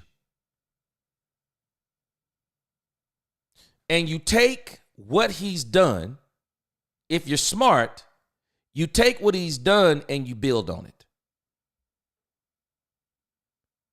You don't let it fall off, you build on it. You take the good parts. Okay, we know we can do this. We've done it before. 12-win seasons. We've done it before. We know we can accomplish this. And we've accomplished this without even beating some of the better teams over those 3 years because we didn't. That's the part that I keep pointing out in those years. There were definitive or defining games in those runs. There were defining games in those runs that we lost, and they kind of defined us. They did. They kind of defined us. And what we're saying even then is what we're saying now. We can't win those big games. We've been saying this, whether we acknowledge it or not. We've been saying it over and over and over. We can't win big games. And so in saying those things, this is why for me, when it comes to Mike McCarthy, we may not realize it, but we might just be at a situation where it is time to do something different. Because I'm just being honest with you. Winning isn't enough. I would much rather be in salary cap hell over winning a Super Bowl than being in salary cap hell and can't even get out of the first round. I don't know about y'all, but I'm taking it. I really want to see what this Philadelphia Eagles season turns out. I do. I want to see where it turns out. John Fulton says, this team is 6-8, great players away from being a contender again. We aren't going to be good for a long time.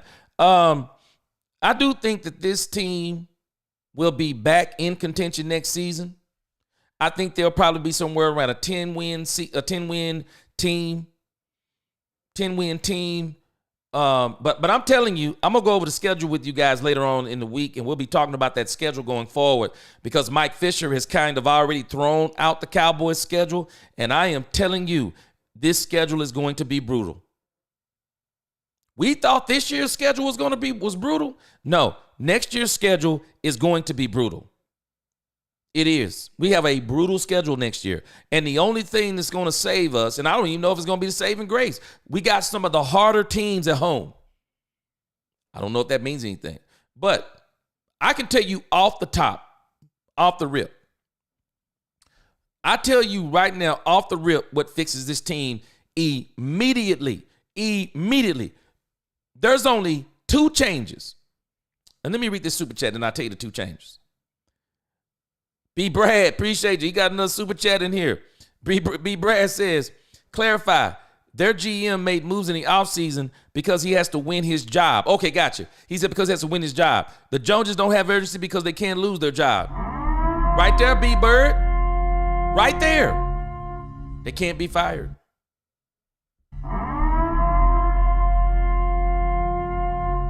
B. Bird. That's a megaton bomb.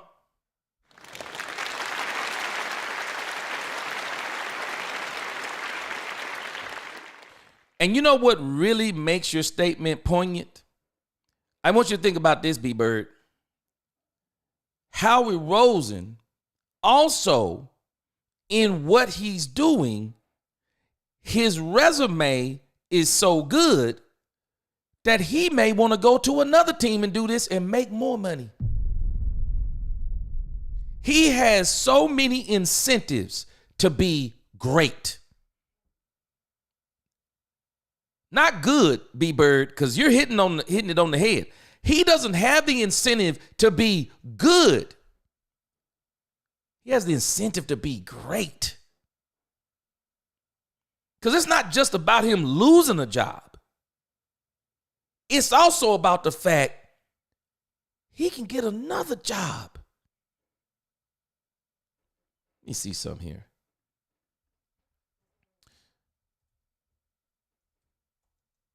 Let me look something real quick. Okay, his name is Howie Roseman. Okay, it's not Rosen, excuse me. Howie Roseman. Let me put some respect on that man's name. Howie Roseman. So, let's think about this, B-Bird. So, Howie Roseman, it says that his estimated salary is $3 to $5 million. Eagles are going to the playoffs. If the Eagles make it to the NFC Championship game, we're talking the NFC Championship game, let alone the Super Bowl. Eagles get to the NFC Championship game. What if the Chicago Bears called him up and said, hey, man, can you come here and do the same thing? We'll double your salary. The Joneses have none of those incentives. They don't have the incentive of doing it for another team. They don't have the incentive of being fired from this team. Their incentive is even when they're losing, and then Forbes reports the Cowboys are worth $10.1 billion. And being the businessmen they are, they say, well, we must be doing something right. Which I'm with some of you because I agree with you. I think the Cowboys would be more valuable if they were winning. I think they'd be more valuable. I think they would be more valuable. Let me jump in here towards the bottom. Let me see here. I see a Micah Parsons conversation. I keep laughing at Marlon Brando. It's amazing Marlon Brando didn't even show up yesterday, but I digress. Still glad to have you here, Marlon Brando. Marlon Brando says Pittsburgh wasn't going to pay Dak $60 million a year. Yes, I bet they were. You said, why would they pay Dak? Because they want to win a Super Bowl. Because ever since Ben Roethlisberger, and if the Pittsburgh Steelers are not careful, they're going to be in purgatory hell like the Dallas Cowboys in between Troy Aikman, Tony Romo, Dak Prescott. They finally got back to having winning quarterbacks, and people do not understand something in this league. Having a winning quarterback is a commodity. Dak Prescott is a proven winner. For everything that Mike McCarthy is going to go off, as people keep saying he's got options, well, Dak Prescott has options too. And he had options. And I believe Ian Rappaport over you, Marlon Brando. I believe Ian Rappaport over you. I believe Adam Schefter over you. I also believe Troy Aikman over you. I even believe Jimmy Johnson over you. Because all four of them had the same consensus. Dak Prescott may not get $60 million from the Cowboys, but Dak Prescott is getting $60 million from somebody. They all said it. I'll take their word over yours. Michelle said quarterback don't get paid for playoffs. They get paid for the regular season. And that's actually a fact. Quarterbacks don't get paid for playoffs. They don't. Chanel said, what's going on, Chanel? She said, you can't handle the truth. Trevor Lawrence, $275 million, 5 years, 1 career win. Say it loud for the people in the back. Say it loud. Hector, what's going on? He said, you build the foundation of your team through the draft and you upgrade your roster needs through free agency. When you know, and they don't know this. And Hector, let me go a little bit deeper. What the Cowboys and where they're failing is, you actually build your team with a great GM. We don't have the right GMs.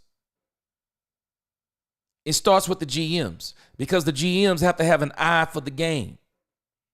They have to have an eye for talent. The Cowboys, what they pride themselves on is bargain shopping. They want to bargain shop. They're the people that when you want to go shopping, they call you up on a Friday night and say, hey, you want to go shopping tomorrow, Saturday morning? And you're like, yeah, man, let's go shopping, blah, blah, blah. You think you're getting ready to go hit the mall. And this applies more so to women. Lady, a woman gets dressed up. She thinking she about to go to the mall. She got her nice heels on and got her purse and got her hair all deed up. This person talking about going to the garage sales. I'm not saying there's nothing wrong with garage sales. But I am saying there are certain things that I'm just not buying at a garage sale. There's just certain things I'm not buying at a garage sale. I'm not buying a mattress to sleep on at a garage sale. Y'all get that on the way out. I'm not buying a mattress at a garage sale. I'm not doing that. I'm not doing it. And so the Cowboys love the bargain shop. And then we get top heavy. We'll pay our draft picks, and then we bargain shop. And what we've done is I heard Mark Schlereth talking about this one day. What we do as the Cowboys, we have the rich and the poor, and we throw the middle class in the trash. What you have to figure out how to do is how do I have a middle class on my team? Because if I only have the highest paid players and then the bargain bin players, then when I get to the teams that have the rich, the middle class, and the poor, they're going to be better teams than we are because they filled in the gap of the middle. They filled in the middle, the players that can make impacts. They may not be the star players, but they're impact players. They're impact players. They're the moons. They change the seasons for you. Somebody will get that when they understand astrology. We are stars or nothing. That's us. We're stars or nothing. You look at some of these teams. They're good. Rich, middle class, poor. We got to get better at that, Hector. I like your point. We got to get better. We got to get better at that. We got to build the team. The Joneses are the epitome of hustling backwards, for real. For real. They try to start with players, not understanding it really starts with your GM. They're the GMs. They're the weak link. And we're going to continue to have these types of problems. We are with them. Brandy said during one Dak rookie year was better than Jalen's. He was 13-3. He came back in and took Romo's team and made it his own. Woo! Jalen is not better. No, he's not. Jalen is not a better quarterback than Dak. He's not. James Jones made the great argument the same way this year. James Jones said the same thing. He said there is nothing Jalen Hurts does better than Dak Prescott except run. That's it. That's it. It's the only thing he does better than Dak Prescott is run. He doesn't throw better. He doesn't go deep better. He don't read defenses better. Pre-snap reads better. He don't even win better. If you look consistently, the knock on us and the knock on Dak is we only have 2 playoff wins. Jalen has been to the Super Bowl. That's the difference. And Jalen has had better teams. That team, his Super Bowl team, that was a good team. And Jalen is back again. And you want to know why Jalen is back again? Because Howie Roseman is smart. He wasn't going to deal with what Jalen Hurts is not. Howie Roseman went to his owner and said, hey, let me help our quarterback. I know. $52 million, $185 million guaranteed or whatever his numbers is. I know. But I need to get our quarterback some help. What do you need? Saquon Barkley.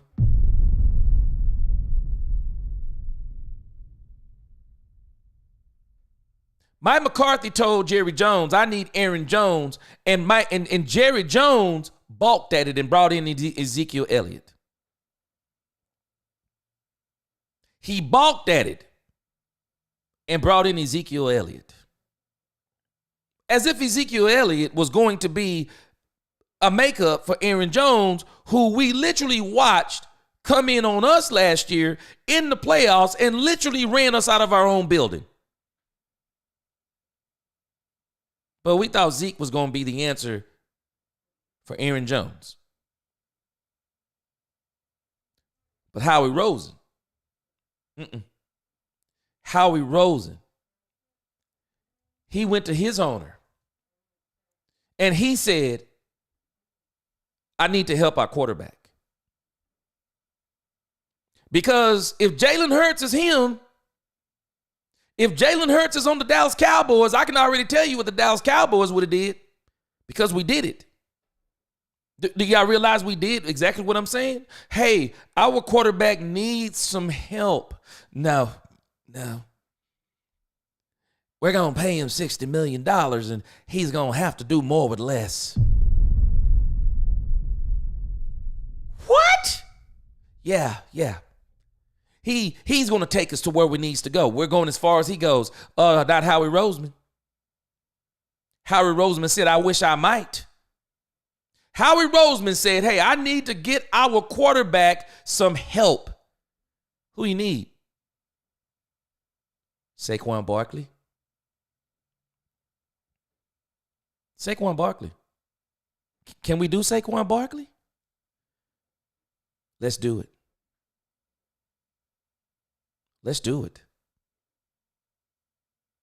If you think Saquon Barkley is the difference between us going to the playoffs and being like we were last year,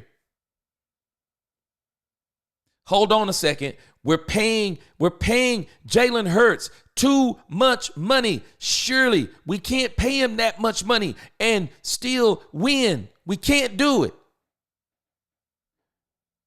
Well, you can't afford not to pay Saquon Barkley, because if you don't pay Saquon Barkley, you are going to pay Jalen Hurts $200 million almost, and you're going nowhere. Which one do you want? Do you want the contract to be worth it, or do you want the contract to be worth less? Which one do you want? I keep saying it. This is why I keep laughing at everybody who keeps making this same argument about Dak Prescott. It is the dumbest statement that people keep beating the drum on. I don't care what he's getting paid. That's not his job. It's his job to get paid. It's not his job to manage his pay. He is managing his pay. It's not his job to manage the salary cap.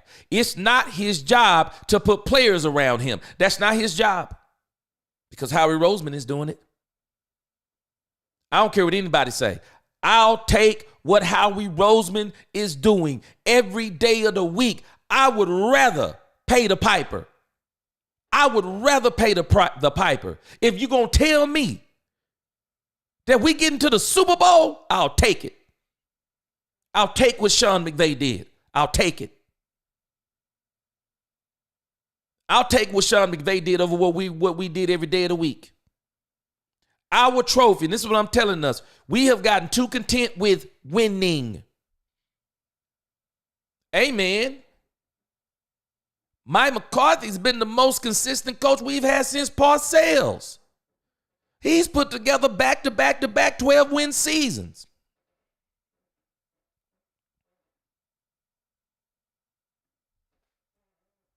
I'll let you have it. I'll let you have it.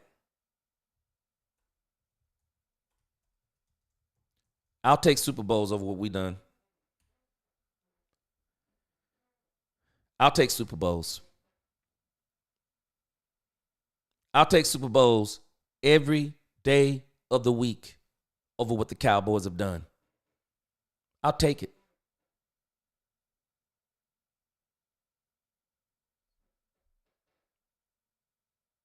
When our claim to fame is the 12-win seasons, our mentality is broken, and we need to fix it. We need to fix our mentality. We do. We have to fix our mentality. 70s fan said, do you think the Eagles gave us a decent run game because they knew our passing game wasn't good? I think Rico Dowdle is probably a little bit better than people thinks he is. I think the offensive line has been playing better, so he was able to rattle off a few runs. But at the end of the day, I think they did exactly what they wanted to do. Is they wanted to make Cooper Rush beat him, and he couldn't do it. So I'm not going to take anything away from him, because I think Mike McCarthy actually could have had that game even closer. I don't think he could have won it, but I think he could have made it closer. I think he could have ran more. I think he could have ran more, and then took Avonte Turpin's credit. I think he could have went down the field more. Chanel, you can't handle the truth. If the Eagles don't win, then this season is a complete disappointment. I said the same thing. This is why I'm going to follow two teams in particular, the Detroit Lions and the Philadelphia Eagles. It's a travesty if neither one of those teams go to the Super Bowl. It's a travesty. It's a travesty. Minnesota Vikings, too. They're loaded. Minnesota Vikings are loaded, too. Only reason why we don't say the Minnesota Vikings are loaded is because they have Sam Darnold. But Sam Darnold, while he's a backup quarterback, when we talk about elite backup quarterbacks, Sam Darnold is an elite backup quarterback. Ex-first rounder. Went to a quarterback-killing team, didn't live up to it. Now he's going to have to work his way back up. And he's going to get an opportunity now because of what he's done with the Minnesota Vikings. He's going to get that opportunity again. Real fan, the Cowboys weren't good enough to go all in. They didn't have a team close enough to the Eagles. You know what? Real fan 1, I'm going to disagree with you. Because I don't know if I completed the thought, but let me complete it. This team, currently constructed, 2 moves in the draft puts this team right back in serious contention. Top tier running back, top tier wide receiver. This team totally different. This team is totally different. This team is totally different if the Cowboys just go in the draft and do 2 things, and everything else will be gravy. Everything else will be gravy. 2 things. Let me pull this up real quick. There are 2 things the Cowboys can do.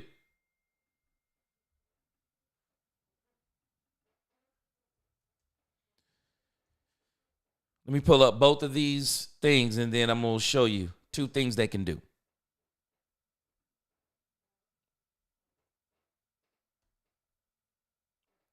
I'm going to show you 2 moves.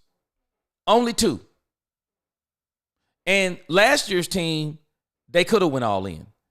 The Cowboys should have ran back that entire team. They should have ran the whole thing back and made 3 additions. Linebacker, wide receiver, running back. With that same team last year, that team's a juggernaut. That team's a juggernaut, and there's no team currently in the playoffs right now that beats the same team from the Cowboys last year with a top-tier wide receiver, top-tier running game, and 1 more linebacker. And we had every opportunity to do it. Every opportunity. Look at the players we let go of. Look at how they're performing on the Washington Commanders. If we just run that team back, we're way better. We're way better this year.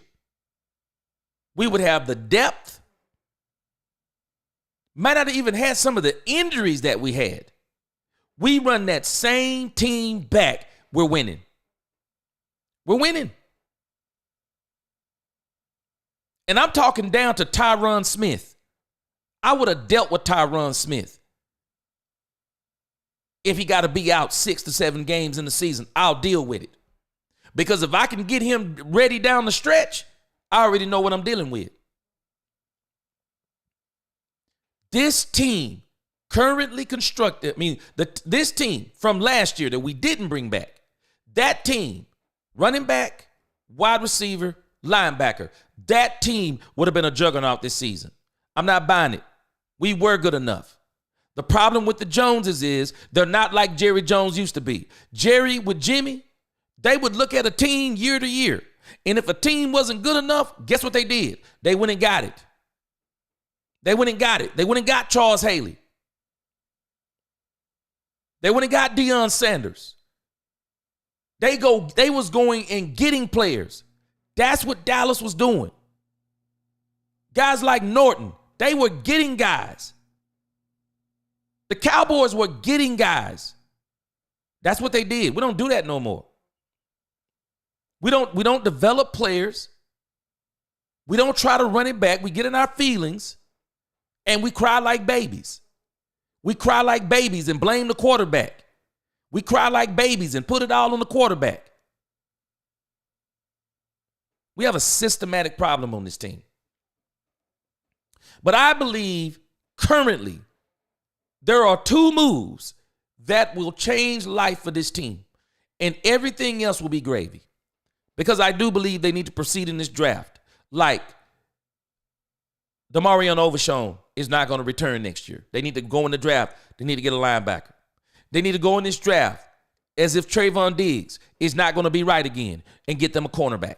But you can get you can get that cornerback, you can get that linebacker. You can make your choice. 3rd, 5th, 6th, 7th, trade one of those 10 picks, get back in the 4th round, get you a linebacker and Get you a linebacker and a cornerback there.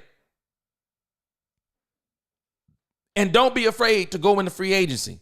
The Cowboys need to go into free agency also. They can do some things. They need to fix their line or put line depth in through free agency. Offensive and defensively. It's good when you got some veterans on that line. Get some of them.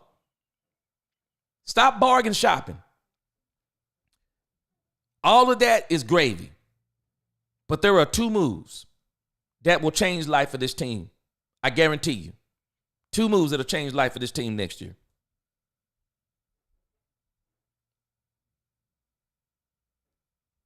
It don't even have to be Ashton Genty. If the Cowboys will go in this draft and they'll get Ashton Genty, which I don't think he'll be there even at 13. If they'll go in this draft and get Ashton Genty, if they'll go in this draft or get Omarion Hampton, if they'll go in this draft, I'm not sure Caleb Johnson. Y'all tell me what you think. I'm not wanting Caleb Johnson because I want a home run hitter. Even though it says this guy, he's an early down banger at the next level, potential to develop into a 3-down back. No.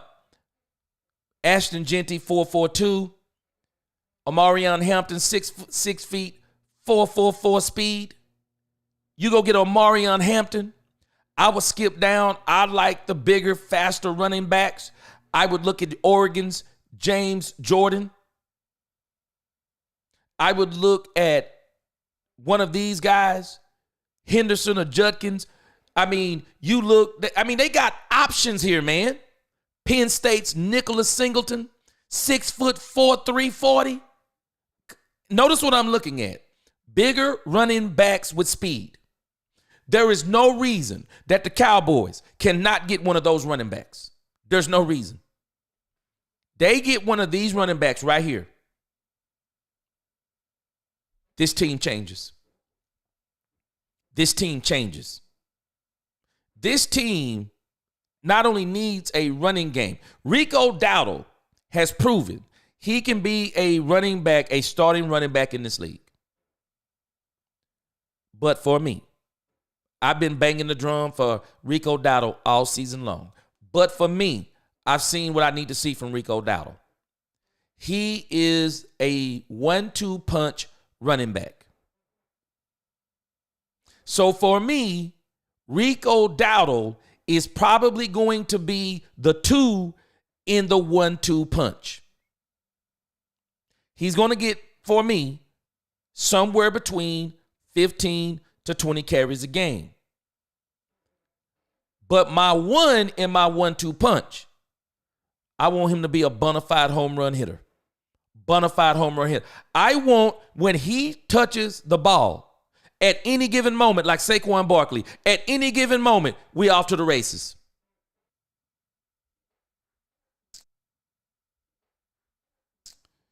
All right, so I went offline just for a second. I had a technical glitch, but I'm resuming. But I'm saying, let me see where I am. All right. Let me catch up Willie T. Let me get where Willie T is. Willie T said, Genty in the first round, you take him. Yes. I'm taking Genty in the first round if I can get him. If I don't get Genty, I believe the Cowboys will have a great opportunity to get Omarion Hampton.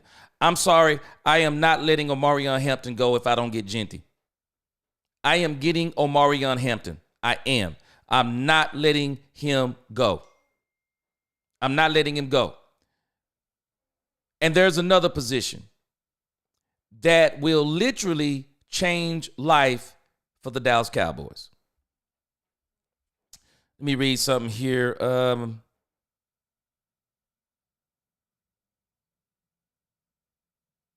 Well, at the end of the day, let me add this, Marlon Brando. I can appreciate what you're saying. At the end of the day, I don't buy two things. I don't buy. It don't matter how neither one of us feel about Dak Prescott. Dak Prescott is the quarterback of this team for the next 3 years, barring injury. Number two, you're still defeating your own argument. You're making the argument that only Cowboys make. But all the other teams are saying something different than what you're saying, Marlon Brando. They're not worried about their quarterbacks being good enough to win the Super Bowl. They're putting players around these quarterbacks. And these teams that have put players around their quarterbacks, they're going to pay dividends. You can't argue. I mean, you can. It's futility. You can argue, but you can't argue because everything we're seeing, it's being proven. All you have to do is go look at the top 7 teams and notice what they've all done. Vikings, super team. The only reason why we're not calling the Vikings a super team is Sam Darnold. The Vikings got a super team. Philadelphia Eagles, we've already been talking about them. I think they have the most complete team. I'll take Jalen Hurts over Sam Darnold. The Vikings have a super team. The Los Angeles Rams, I don't really consider them to be serious competition in here. But we saw what happened when the Rams went to the Super Bowl and won. What did they do? They put players around their quarterback. The Lions. So we're going to say Jared Goff is better than Dak Prescott. Stop it. They put players around Jared Goff. They put players around Jordan Love. Let me tell you something. This dude, Jaden Daniels, is special. You just wait and see what Dan Quinn does next year. They mess around and put another skill player around Jaden Daniels. NFL, watch out. Watch out. They give this kid a super stud wide receiver. Mess around and give him a running back. Give him a super stud running back. NFL better watch out. Commanders going to be hard to stop. They're going to be hard to stop, man. All these teams, we're so stuck. I don't even know if we're stuck in the past because I don't even understand how we make some of the arguments we make because even the beloved Troy Aikman was loaded with players. A lot of these teams of the day is actually following the blueprint of the Cowboys and the San Francisco 49ers in the 90s. It's the blueprint of the Cowboys and the 49ers of the 90s. It wasn't just the quarterback. Nope. They didn't have good. They had great running games around these guys. Great wide receivers around these guys. Top 10 defenses on the other side of these guys. That's what these other teams have done. Even the Chiefs, running game. Bills, running game. Ravens, running game. Top 7 teams. Top 7 teams. They're all doing it. And I promise you, and I guarantee you, Wicked would agree.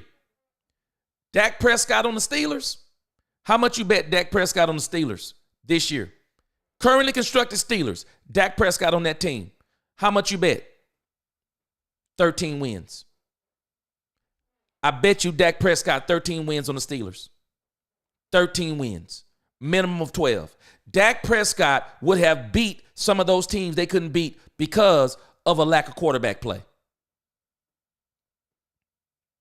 Dak Prescott with Mike Tomlin, a coach like that, Dak Prescott's winning. Dak Prescott's winning because he would have a better team, because Tomlin builds cultures and teams. All these teams, I'm hoping the Joneses are paying attention because Jerry Jones himself is admitting some of this stuff. Jerry Jones said he's run out of friends to hire as a coach.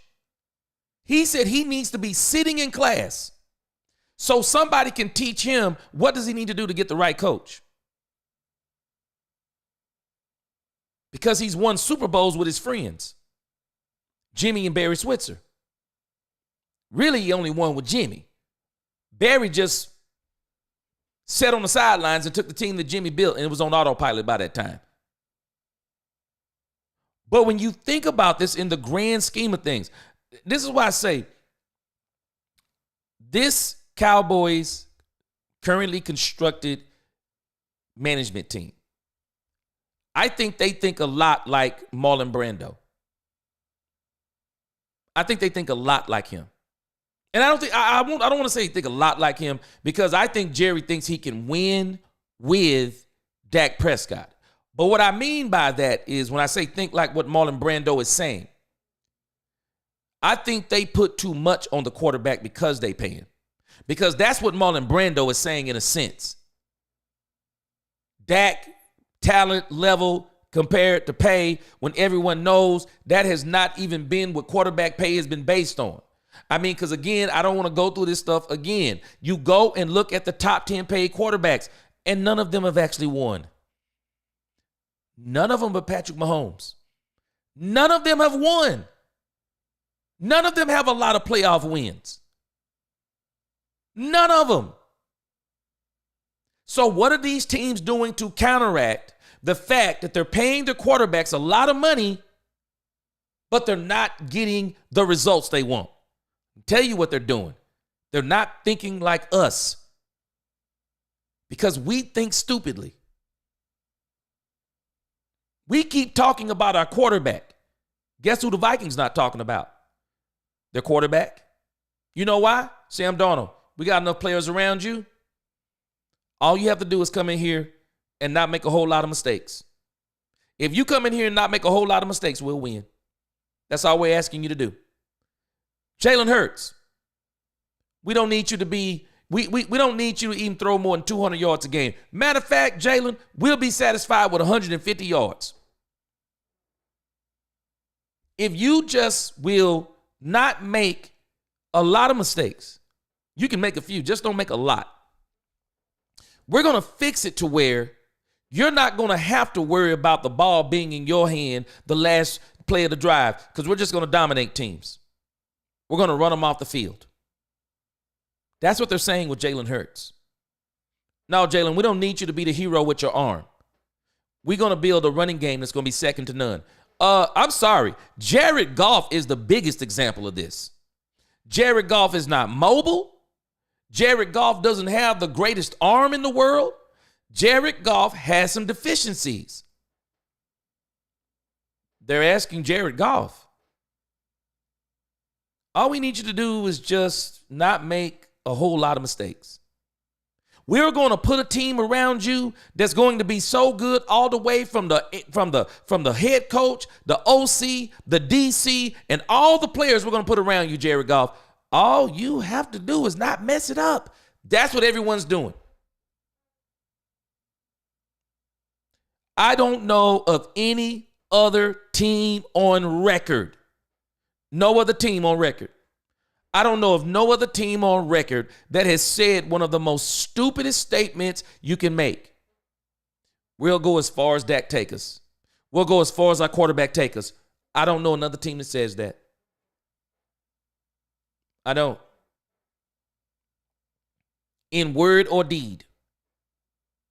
In word or deed. I've never heard anyone else say that. But all the other teams are doing the exact opposite of what Marlon Brando and people of his ilk are saying. They're paying their quarterbacks a boatload of money.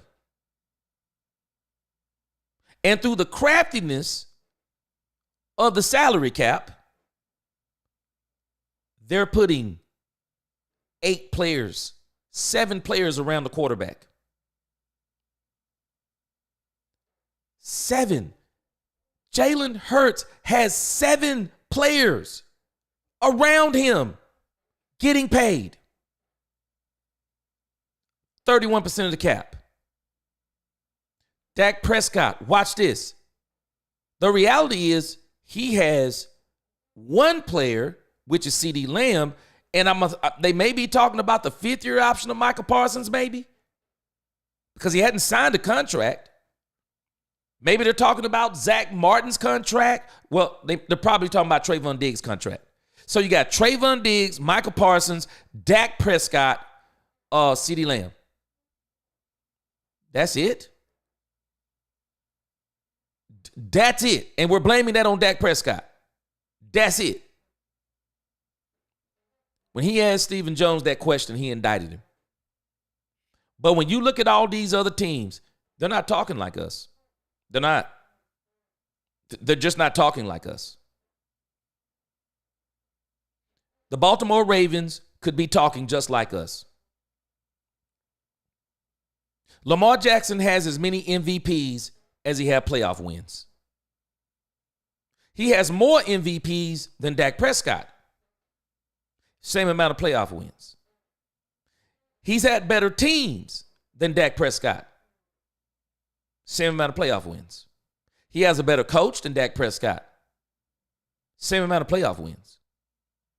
Somewhere, you got to make it make sense. And the Baltimore Ravens, I keep making these same arguments. I'm just like I'm blowing hot air at this point. The Ravens finally said, we're not going to let games come down any longer to whether or not Lamar Jackson's having a good day. How about we get him a top-tier running back? Get him a top-tier running back. We don't care what we're paying him. They were having arguments about Lamar Jackson's contract, and there were people who were making the same arguments. Well, he hasn't won in the playoffs.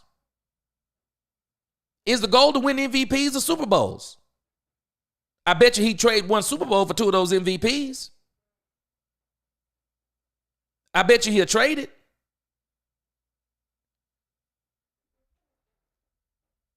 I don't even understand the comparisons because even with Troy Aikman, we saw Troy Aikman before he got players. We saw Troy Aikman with Jimmy Johnson. We saw Troy Aikman after the 95-96 Super Bowl and what he looked like the remainder of his career. No one talks about it, but this is one of the reasons why so many people were arguing against Troy Aikman being a first ballot Hall of Famer. They were arguing against it. Because if you look at Troy Aikman's stats, they are lackluster. They are lackluster. Because he didn't have to do a lot. Didn't mean he didn't do things great. He did. But when you have a team, I showed it yesterday. You don't have to worry about throwing for 300 yards a game. Troy Aikman was barely registering 250. Troy Aikman was having Cooper Rush games as far as the statistics go. Now, when you're looking at Troy Aikman, he's looking 10 times better than Cooper Rush. Troy Aikman had velocity. Troy Aikman could throw the deep ball. He could throw the timing routes. Troy Aikman was a good quarterback. But when you look at him statistically, you might have thought he was killing it out there, but he wasn't. Because he had a team that was killing it. He was a part of the attack. He wasn't the main part of the attack. And if Troy Aikman was having an insane day yardage-wise, that meant that the Cowboys were in trouble. All these other teams, they're doing this the way they should be doing it. You pay your quarterback and you put players around him. You're not going to get lucky with the Sam Darnold stuff. The Minnesota Vikings got lucky. They didn't think Sam Darnold was going to do half of what he's doing. And everybody's waiting. You know why nobody's calling the Vikings a super team? Everybody's waiting on the collapse of the Vikings because of Sam Darnold. They're waiting on Sam Darnold to turn back to a pumpkin. That's why they're not calling the Vikings a super team. Has anyone noticed? The Vikings are number 1 right now. I'm sure they'll go back to number 5 after tonight. I need to go watch the second half of the game. I'm sure the Lions are going to beat the 49ers. I could be wrong. But no one's calling the Vikings a super team because of Sam Darnold. But they're a super team. They're doing it right. They had a rookie, I think it was a rookie quarterback. He wound up getting hurt. They got Sam Darnold, an experienced starter, back to starter. And I think it's going to pay dividends for him. I do. And I'm glad some of us are not running the team because this team would be ran the same way that it's being ran now. There's no problem with us paying our quarterback. Mike Fisher has debunked this already. Paying Dak is not the problem. Folk who don't know football business.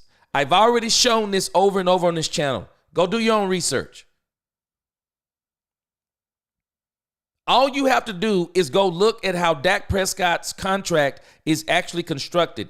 Dak Prescott actually gave the Cowboys a break on his contract and how it's constructed. And once they flip the switch on Dak Prescott's contract, they're going to have bukus of dollars under the salary cap. Bukus. They may be afraid to flip the switch because then they'll be really under pressure to do something with all the money they're going to gain once they flip the switch on Dak Prescott's contract, flip the switch on CeeDee Lamb's contract, get rid of Zach Martin, D-Law be off the books, cut the safeties, Terrence Steele, post a pre-whatever June 5th cut on Terrence Steele. The Cowboys are going to have bukus of dollars. Salary cap is the issue. That's why he's asking Steven the question. He's not dumb either. Jerry Jones, contrary to what y'all may believe, Jerry Jones actually agreed with the statement that Mike Fisher made, the statement that I've been making, and the statement that others have been making. He said it himself on the radio. They're right. They're right. 105.3, the fans thought they were being smart. A lot of the fans, Jerry, keep saying all you have to do is flip a switch and you can get all this money under the salary cap and you're going to have money available for players. They thought Jerry was going to rebut that. But Jerry said they're right. Jerry is figuring out that there are some of us who do our research, unlike others, who talk about the money, when in actuality, the money isn't the reason the Cowboys don't have players. The reason why the Cowboys don't have players is that they mismanage the salary cap, and then they're cheap. They're cheap.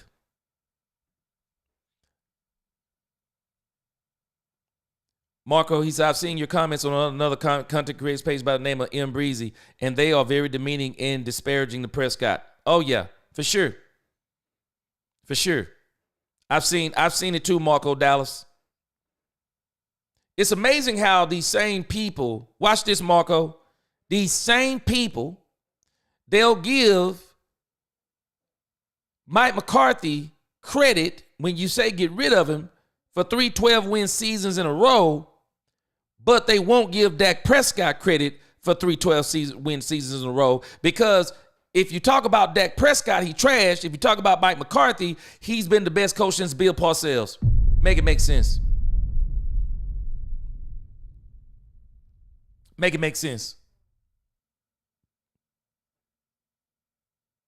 Dak Prescott,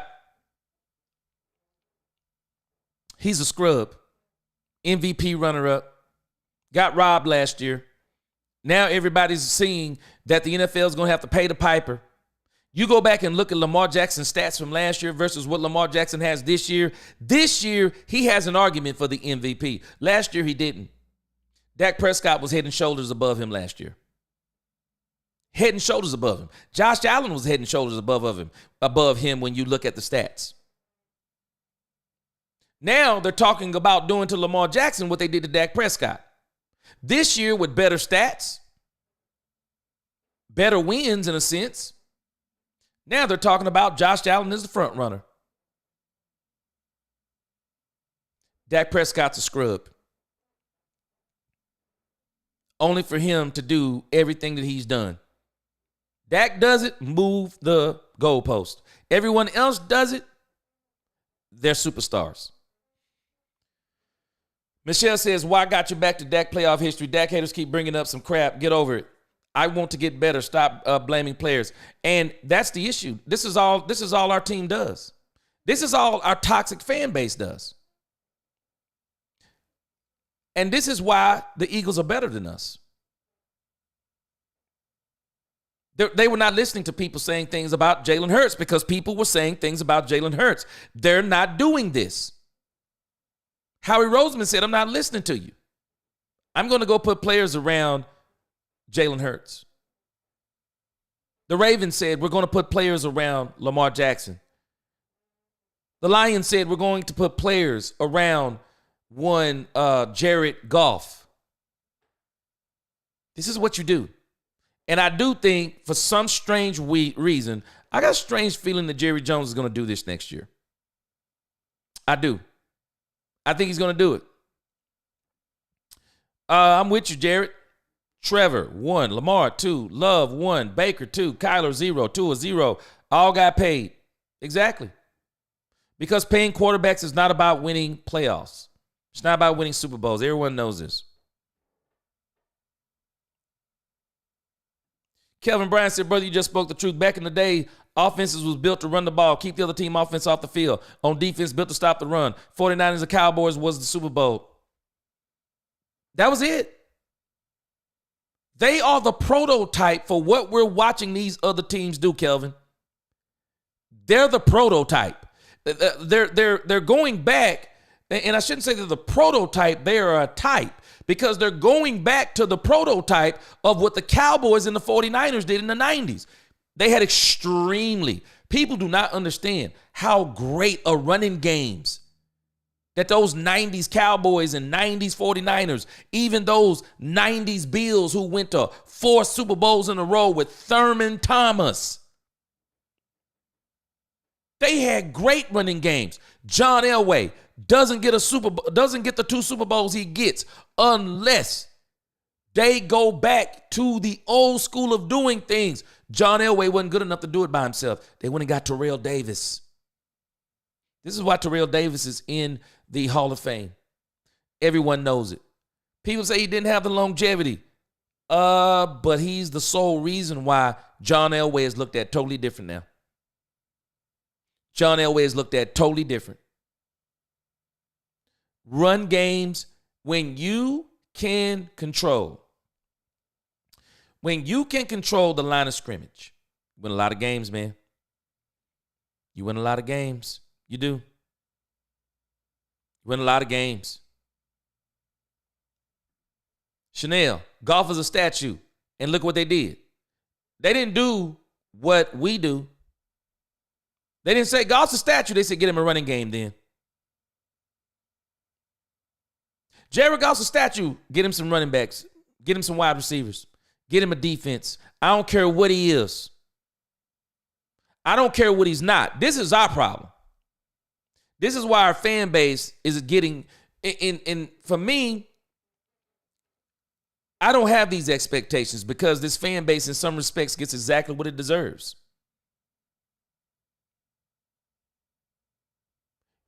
Some of these same people who doing all this talking were doing all that same talking about Cooper Rush. And then the moment he fails, you see crickets from him yesterday. They done went back and listened to some of the talking heads. Now they back with some of the same old excuses. This franchise, the way it thinks, it's not going to win. Stephen Jones said he's pleased with the losing seasons that the Cowboys had. Why? What's going on, Ron? Because in his mind, Stephen Jones and Jerry Jones, they're in evaluation mode too. They've been in evaluation mode. They blew this team up on purpose, whether people realize it or not. They put on this towards the end. They wanted to be right about what they did. They blew the team up. And when they blew the team up, it's the reason why they had the early problems and the early injuries. All of this stuff is compounded. They reap what they sowed. And so in the grand scheme of things for Stephen Jones, this has all been about evaluation. They never truly planned on winning big with this current team. They never planned on it. This was the plan all along. We talked about this early on this channel. This is what they were doing. They blew it up, and it's blown up now. It's blown up, and now they are where they want to be. I think they are where they want to be. They are now where they can either get rid of McCarthy and be justified, or they can keep him and be justified. Either way. Either way. Either way. And that's why I'm saying, I'm just wondering, Chanel, Goff has one of the best offensive minds in the NFL right now. Ben Johnson is an offensive genius. Facts on top of facts. We've talked about it on here before. Ben Johnson. And even when you look at the coaches that Dak has played for, Dak has done this under two coaches. The stats, the wins, all of that. Both Kellen Moore and McCarthy. Kellen Moore now, I wonder what he would look like with Dak Prescott now. Because Kellen Moore now is looking like a hero with those weapons. He's not putting up the Dak Prescott numbers, and I know he wish he was because he's an ex-quarterback and he likes to do that.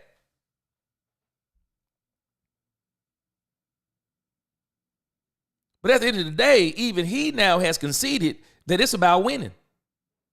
And I got to roll with what I have. And he's not worried about putting up all these astronomical numbers with Jalen Hurts. No, it's about winning. It's about winning.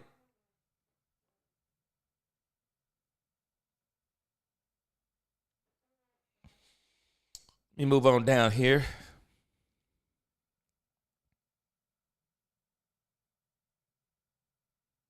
Ron says, unknowingly mocked by the Eagles fan, Jerry revealed his arrogance is bigger than the state of Texas. I was rolling when the fan told Jerry to keep doing what he's doing. And then he told Jerry, I love you. Jerry said, I love you too. I was just like, Rod, I was rolling. I said, does Jerry not realize they're not paying him a compliment? They're not paying him a compliment. They're actually indicting him. Keep doing what you're doing, because when you were doing it the real right way, y'all were running roughshod over us.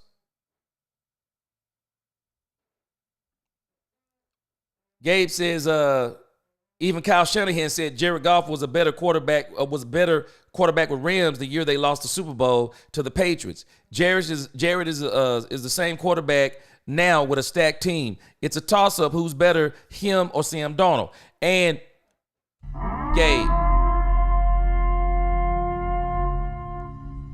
this is one of the very reasons why people may not realize it. This is why I'm following the Eagles very closely. Because if you ask me, of all these quarterbacks, Jalen Hurts or Sam Darnold, I'm taking Jalen Hurts. Because what Jalen Hurts possesses that Sam Darnold does not possess. At the end of the day, if all fails, Jalen Hurts can pull the ball down and run. If you ask me, am I taking Jalen Hurts or Jared Goff? I'm taking Jared Goff. I'm taking Jalen Hurts. Because if it comes down to, can Jared Goff pull it down, run a first down, run a touchdown, or 3rd and 1, 4th and 1, 600 pounds, squatter, tush push, I'm taking Jalen Hurts. There is not a quarterback in this playoff that I'm taking over the dual threat, which is Jalen Hurts. The way all of these teams are currently constructed, they are quarterbacks that have players around them. And the teams that don't have the players around them, I just don't think they have a chance. The Rams, I'm sorry, I don't think they have a chance. Sean McVay, there's only so much coaching he can do. He does not have the players to beat the Vikings, the Eagles, and the Lions if they just play their game. The Commanders, great job, Dan Quinn, probably coach of the year. You don't have enough with Jaden Daniels to beat the Vikings, the Eagles, the Lions. Jordan Love, you don't have enough. Jordan Love does not have enough. It's probably going to be Baker Mayfield. Baker Mayfield, bravo. you just bought yourself probably 2 additional, maybe 3 additional years on a contract again. Baker Mayfield's a good quarterback. When I look in these playoffs in the NFC, I'm sorry. The best quarterback is Jalen Hurts. He can be the difference when you stack up all the super teams. And I can't even disrespect this man like this. Y'all forgive me. I can't disrespect this man like this. Saquon Barkley. When I look at all the running backs on these teams, you know which running back I'm taking? Which running back y'all taking over Saquon Barkley? Which one? When we look over here, I'm taking the combination of Jalen Hurts and Saquon Barkley over every quarterback in the NFC, over every team in the NFC, because 4 of those teams, and I say the top 3, they have really good teams. They put players around their quarterback. And if it comes down to their quarterback and their running backs making plays, I'm taking Jalen and Saquon. And when I look at the Eagles, I'm not an Eagles fan. Excuse me. I'm not an Eagles fan. I'm not an Eagles fan. But what I am a fan of is doing things right. I'm a fan of doing things right. And when I watch all these teams, when I watch the Vikings, the Eagles, the Lions, and the Eagles and the Lions in particular, I hope Jerry is looking at this and then look back at what he did in the 90s. I hope Jerry is looking at this and saying, I have to do better. I have to do better. I have to do better by my quarterback. I have to do better by my team. We have to. Niecy said you need moderators. Pass out those wrenches. I got you, Niecy. I got you. I'll look into that here in the very, very near future. Trust me. I will look into that. I'm thinking the same thing. Okay, I got y'all. I'll be looking into that real soon. Niecy says, what does the top 5 quarterbacks have that Dak doesn't have? A head coach that knows his strengths and weaknesses and plays to his strengths. And Niecy, not only that, you want to know what else they have? Running games. Defenses. Real GMs. I mean, when you look at the difference between us and these teams, we talking about the quarterback. I'm sorry. If Dak was in these playoffs right now, there is not a quarterback in these playoffs that I would take over Dak Prescott. Not a one. That includes Matthew Stafford. I wouldn't take one of these quarterbacks over Dak Prescott. Not a one. I'm not taking Mayfield, Love, Daniels, Goff, Stafford, Hurts, or Donald. I'm not taking them over Dak Prescott. But what I would take over Dallas is their teams. I would take the Vikings and the Eagles and the Lions teams over the Cowboys. And the reality is all of these teams are better than the Cowboys. I mean, we beat the Buccaneers. But other than that, and we beat the Commanders, I don't think we could beat. I don't think, based on what I've seen from the Commanders since us, I just don't know if we could beat the Commanders again. I don't know if we could do it. And I still say if they don't miss that extra point, when we look at what they've done consistently at the end of games with Jaden Daniels, based on what we saw them do, against the Eagles last week, 22 points in the fourth quarter. What we saw them do last night, going into overtime, they played very well in these pressure situations.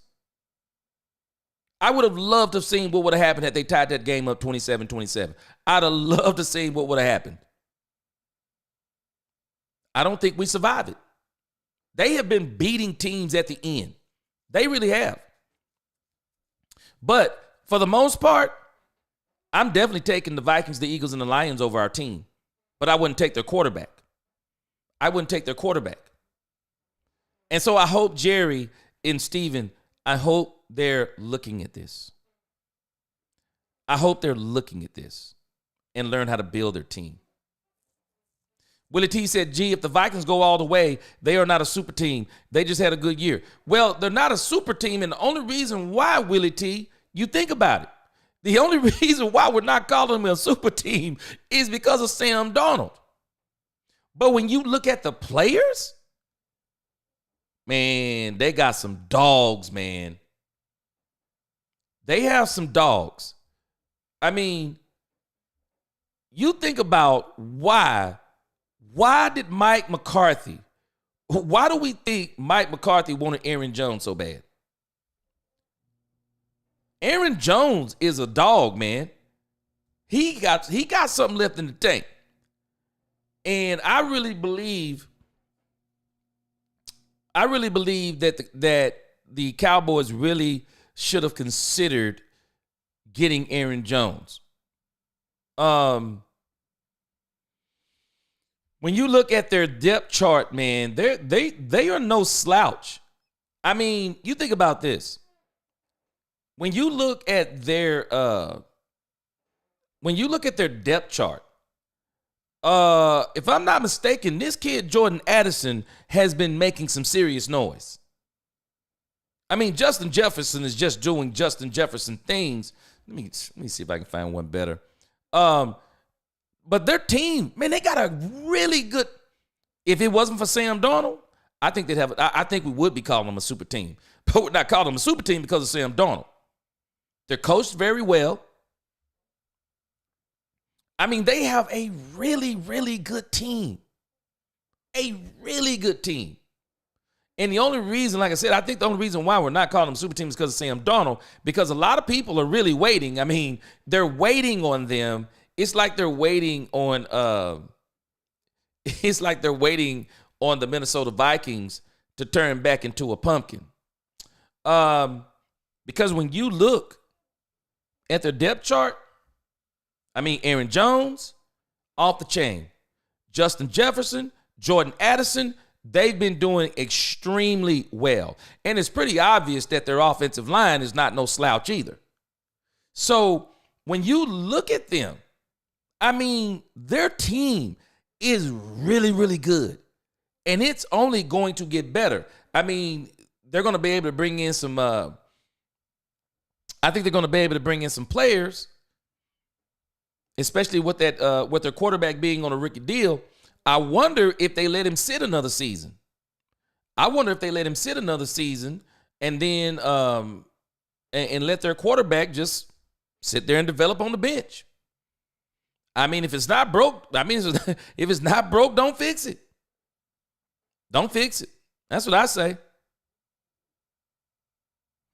Yeah, Wicked, I'm telling you, man, I believe that I believe with Dak Prescott, the Steelers would have 13 wins. Easy, 13 wins. Chanel, close to $100 million. They're talking about the Cowboys are going to have in excess of, they're saying the Cowboys are going to have in excess of 100, 120 if they want it. If they want it, it'll be there for the taking. It will. Kelvin Bryant says, if Dak had elite players and a good coach, I think it would be better. Man, I'm telling you, if he had the Philadelphia Eagles team, Dak would be eating right now. Dak would be eating. Where he would make up for what he wouldn't do on the ground like Jalen Hurts. He would make up for it going down the field, because I'm not taking Kenny Pickett or McKee over Jalen Hurts. But didn't I tell y'all about Kenny Pickett? Did y'all notice what he did? Did y'all notice what McKee did? Because they can't do what Jalen Hurts does on the ground. That team is constructed. Did I not tell y'all? That team is constructed to beat you in all kinds of ways. They can run on you. Check. Home run, hit, run on you. Check. Control the line of scrimmage. Check. Go down the field on you. Check. Receivers, short pass game. Check. They can do it all. Running quarterback. Check. They can do it all. McKee, man, he stepped in there and looked almost better than Pickett. That back shoulder that back shoulder throw he did in the end zone to A.J. Brown was crazy. Because they're constructed like that. And they got a pretty good offensive coordinator named Kellen Moore. They're constructed to where those guys both stepped in and they look great. And they went down the field. Did anybody notice that? They were going down the field.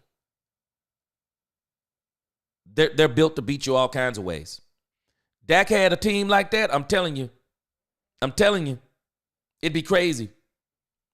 Playmaker 24 says the run game is much better now. What do you think about keeping Steele since that's his strength? I think if they keep Steele, and I wouldn't be opposed to it, if they keep Steele, they're going to rework his deal. No rhyming intended. They're going to rework his deal. I'll tell you this, I would not mind them keeping Rico Dowdle. Keeping Steele, keeping Rico Dowdle. As I mentioned earlier, I think there are two moves the Cowboys can make. All they got to do is bring in a running back. That's going to be the first move. Second move, the Cowboys need to stop being a one-dimensional wide receiver team. We got a serious problem, y'all. We cannot be only about CeeDee Lamb. And I think this is one of Dak Prescott's frustrations. He won't say it out loud. I think this is a frustration for Dak Prescott. And I would not be surprised if he has expressed as much. Because I noticed something that Jerry Jones said when he started talking about Jonathan Mingo. Jerry said, Jonathan Mingo is Dak friendly. What does that mean? I know what it means. Bigger, faster receivers. Large catch radiuses. You notice what we have? A lot of short guys. We got CeeDee Lamb. He's in that average height. But our second wide receiver is Brandon Cooks. I didn't realize how small he was.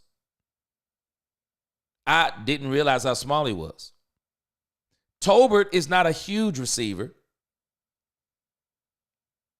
Turpin, our fourth receiver, really to me, our gadget guy, well, we see how small he is. The small guys are cool at gadgets, with the gadget stuff. But your number one and your number two, they need to be bigger wide receivers. I think the Cowboys need to go bigger at wide receiver to be opposite of CeeDee Lamb. I think, and I don't think it's going to be possible, I wish they would go and get McMillan. McMillan is the kid that I wish they could. I don't think they're going to be able to get McMillan. I think McMillan will possibly be gone before the Cowboys get there. I would get McMillan. I wouldn't get Burden III. I've heard people talking about Burden III. I don't like his stats. I don't like his stature. He's probably good, but I can't go. You're going back to where you were before. Me, this is the route I'm going. I'm going for the bigger, faster receivers. I'm going for McMillan. I'm going for Agbuka. I hope I'm saying his name right.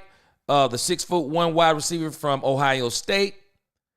If I'm not going for him, I'm skipping all the way down. If I can, I'm going and getting Trey Harris from Ole Miss, simply based on the facts, 6'3", 210.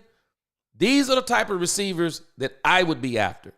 I want the taller, bigger receiver because I got CeeDee Lamb. CeeDee Lamb is already slippery He's already a slippery run after the catch wide receiver. So I don't need to get that same type of receiver. No, now I want a big-bodied receiver, large catch radiuses. I want me a guy that maybe can go up and get me one out of the sky. That's not CeeDee Lamb either. So I need that type of guy. Somebody who's a route runner. I need that type of receiver. So you already got CeeDee Lamb. You get you one of these bigger receivers like I'm talking about, one of these guys in the top 10. You will be able to get one of them, I believe, in the second round for sure. You get you one of them. You already have Jonathan Mingo. Or is it Jonathan Mingo? You already got Jonathan Mingo. He's a bigger bodied receiver. I think he's like 6'2", 220. You got a bigger bodied receiver that can go down the field. You got Ryan Flanoy, who's built similar to Dez Bryant. He's built similar to Dez Bryant.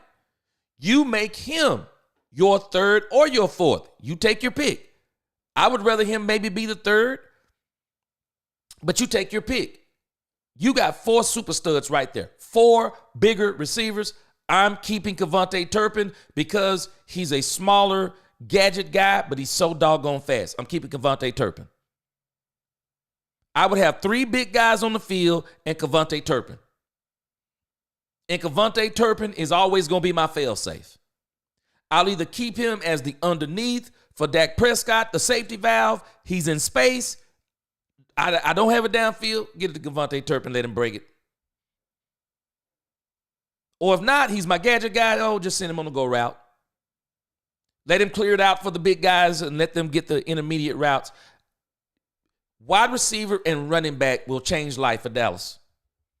Everything else will be gravy. Everything else will be gravy.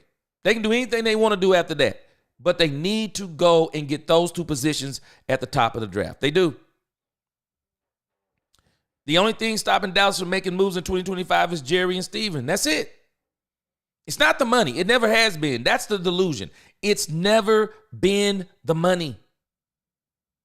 And some of us now, the Mike Fishers, the me, Chats, Cowboys Sports, people like that, Law Nation, we've all been exposing this. We've all been exposing this. Attack the Cowboys, Boss Cowboys, we've all been exposing this. Only the delusional fans are still talking money. Don't even understand football business. Dak's contract is constructed so friendly for the Cowboys, they can do anything they want to do now. Dak Prescott even said it. If the big fish is out there, my contract, I built it in. We built it in. Dak didn't have to do this. They built it in. They worked together and agreed upon. We're going to put escape hatches in your contract at certain points to flip it and push money down the road, or we'll flip it if we want to. And we'll just cut you. Okay, cut you, but I'm going to cut you when I leave. But if we work together, we'll be able to win. We'll be able to get some players around me. We'll be able to win. Gabe said, we'll see how Sam Darnold's story plays out for Vikings on Sunday and in the playoffs. 49ers may soften the Lions for him. Eagles are a squad to me. And Jalen's getting rest like he did the year they got to the Super Bowl. Gabe, as much as everyone's talked about Jalen Hurts, I'm not taking one quarterback over him in the NFC. Not a one. I'm taking Jalen over all of them, man. And they got a team, and you're right on everything you said. Yeah, I'm with you. I'm with you, Robert M. Chanel. See, this is what I was talking about, Chanel. See, now the NFL in a pickle. See, they robbed Dak out of that MVP last year with Lamar Jackson having lesser stats. Now, he's actually playing like the MVP, Lamar Jackson, and now they're going to have to let Josh Allen rob him with less stats. But I keep telling y'all, I was having this argument with my son last night. I think the NFL has an out. I think the NFL has a way out of this. And their names are Saquon Barkley and Joe Burrow.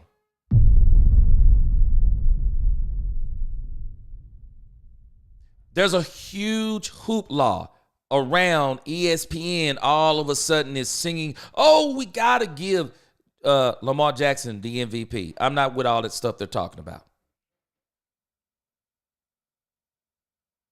Why are they making that argument for Lamar Jackson? Patrick Mahomes is black. We're not making that same argument. Dak Prescott is black, at least according to everyone else. They both come from mixed marriages. So they're both black in the eyes of most people. They didn't make that argument when they took it away from Dak last year. So we're not going to let you make that argument now that it may come down to Lamar Jackson and Josh Allen, because it's not a race thing. Josh Allen is having a good year. And what's really making Josh Allen's year look better than most years, and I know why they're wanting to give him some credit and praise, is because of the amount of turnovers that Josh Allen has. A lot of folk have not admitted this, but Josh Allen has been a doggone turnover machine. He's been a turnover machine. And for Josh Allen to be less than 10 interceptions, I'm not sure where he is with the fumbles, but he was turning the ball over, fumbling and intercepting. And the way they fixed Josh Allen, they took the ball out of his hand. They gave him a running game. They fixed it to where he didn't have to do everything all the time. He didn't have to play Superman all the time. So he's looking a lot better too. But I can tell you how they can fix it. Chanel, they can fix it. Joe Burrow, if he gets to 9 wins. And I will, you know what? Maybe I'm in the minority on this. The MVP should not be a quarterback award only. Because every year it's like a quarterback. I think what Saquon Barkley has done this season. Cowboy fans, you keep your cowboy hat on, but just take the cowboy, just take the Eagles hate out of your mind for a second. Saquon Barkley is going to do us a favor, and we may not even realize it. I think the Cowboys will have even more of a sense of urgency to get a home run hitter running back by looking at what this doggone Saquon Barkley is doing. Because the Cowboys could have got Saquon Barkley.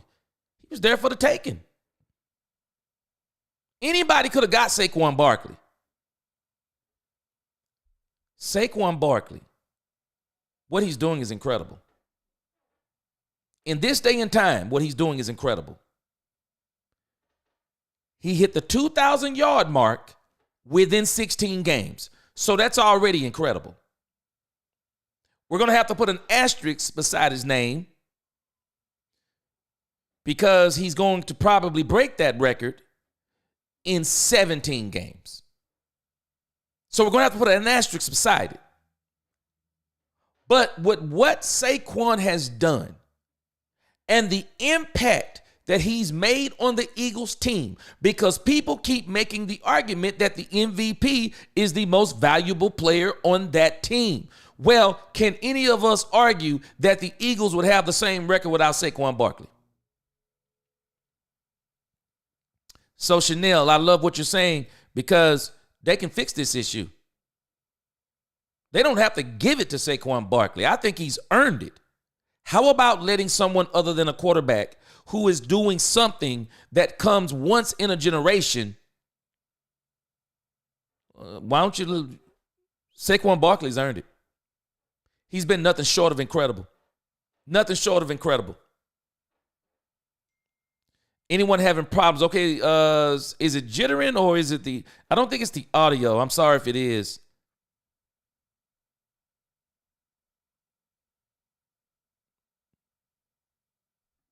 Nisi said, Detroit fans love Goff. They do. They do. And they're not talking about what he's not. They're not talking about what he's not. Gabe.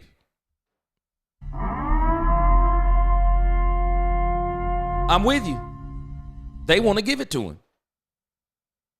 They want to give him the MVP trophy. For some reason, this league has been trying to make Josh Allen the face of the league. Problem is, he's not winning enough. One AFC championship game? I mean, we talk about how much better he is than Dak Prescott. He only has 3 more playoff wins. Only one AFC championship game. He's only gotten close. I don't even know if you call it close. They want to make him the face of the league. Too bad this year his team's not good enough. His team's not good enough. 70s fan said, just imagine if Cowboys would have got Saquon Barkley. He was there for the taking. He was there for the taking. They could have got him. Could have got him or Derrick Henry. I don't believe Jerry Jones. I do believe that Derrick Henry would have made a difference on his team this year. And you know how I know? Because Rico Dowdle is making a difference. Rico Dowdle's made a difference. He has. The Joneses keep blaming the cap. How much is Trey getting paid to hold a clipboard? I thought we put the money on the field. Trey Lance is making more money than Cooper Rush, but we got him. But we in a situation where we have no chance at winning, and we still got him on the field. It's crazy.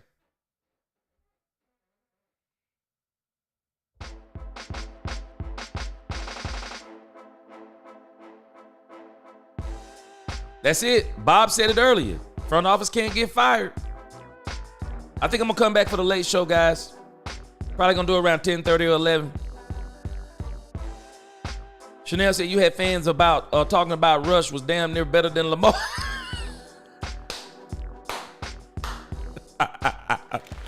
Yo, Chanel.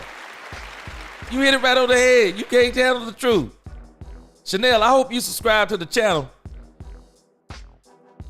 I need you in the chat along with Nisi and J Recruit, 70s fan, all you other ones, man. Love how y'all be commenting on this thing, man. All of y'all, man. Willie T, everybody. I need all y'all in here. But Chanel, make sure you subscribe to the channel. Gabe, I hope you subscribe too. Gabe said 49ers 21. Yeah, it's a shootout. Yeah, man. I think I'm gonna go watch the rest of them. I'm gonna come back for the late show. Lisa said, that's my quarterback. That's that T.O. voice. That's my quarterback. Michelle, that's the problem. The fans blame Dak instead of the Joneses. Dak ain't been here for 30 years. Mike Lewis, they probably just like making money off the Cowboys. The Joneses don't care about winning the Super Bowl. That's their problem, I believe. Yep. Ben Johnson, Jared looked good. Yes, sir. Kevin O'Donnell getting the best out of Sam Darnold. I'm telling you, man. Coaching matters. Willie T, you just said the main thing about Kellen Moore is the weapons. He has, and not about a lot of points, just win. That's it. That's it, man. I hope we can get back to that. Yes, Robert M., they always blame the star players and their salaries. They do. They can't sign the high-profile free agents, intellectually dishonest and low-key disrespectful. And you know the other part is, and people eat it up. 49ers hitting the Lions, gonna be sore tomorrow. Woo, man. Y'all got me excited. I'm about to go watch the second half. 70s fan, Jerry knows what they mean. He just loves attention, positive or negative. Facts. Martin McGee Jr., what's going on? He said, I agree. Because he needed to be a quarterback in a system that couldn't run up those points. And now he matured into the offensive coordinator Philly got. Yep. He different now. He different. And I love it. He different. Goff has a better arm. Don't need my quarterback running a lot. Just get the ball to the playmakers. That's it. That's it. Dan Campbell so dumb. Go for it on 4th and 3. Didn't get it. Because that's Dan Campbell. That's Dan Campbell. That's what we do. That's how he do. Except the Commanders did beat the Eagles. Yeah, I can't wait to see him play in the playoffs. Gee, you really starting to make me wonder about you being an Eagles fan. Stop it. No, I just like what I see, man. And I'm hoping the Cowboys do the same thing, bro. I'm hoping the Cowboys do the same thing, man. I really want them to do the same thing. All right, guys, I'm going to get off here. I'm going to let y'all go watch the second half of this game. Niece said, leave the Jets and look better. Darlin Smith. Woo, I'd never play for the Jets. I wouldn't. They're quarterback killers. I would never play for them jokers. Chanel said, it's great to have constructive criticism as long as you can prove your points. There it is. That's why I try to speak facts, because you can't argue facts. Chanel said, I wish they had the heart to do what you do, but I am that shy person. Hey, don't worry. You can help me do it on the channel. Make sure you subscribe. All right, guys, I'm going to get off here. I'll be back for the late show. I'm going to go check out the rest of this game, man. Y'all making it sound like it's good out there. So, all right, y'all, till the next time, let's talk Cowboys. We talk facts. Peace.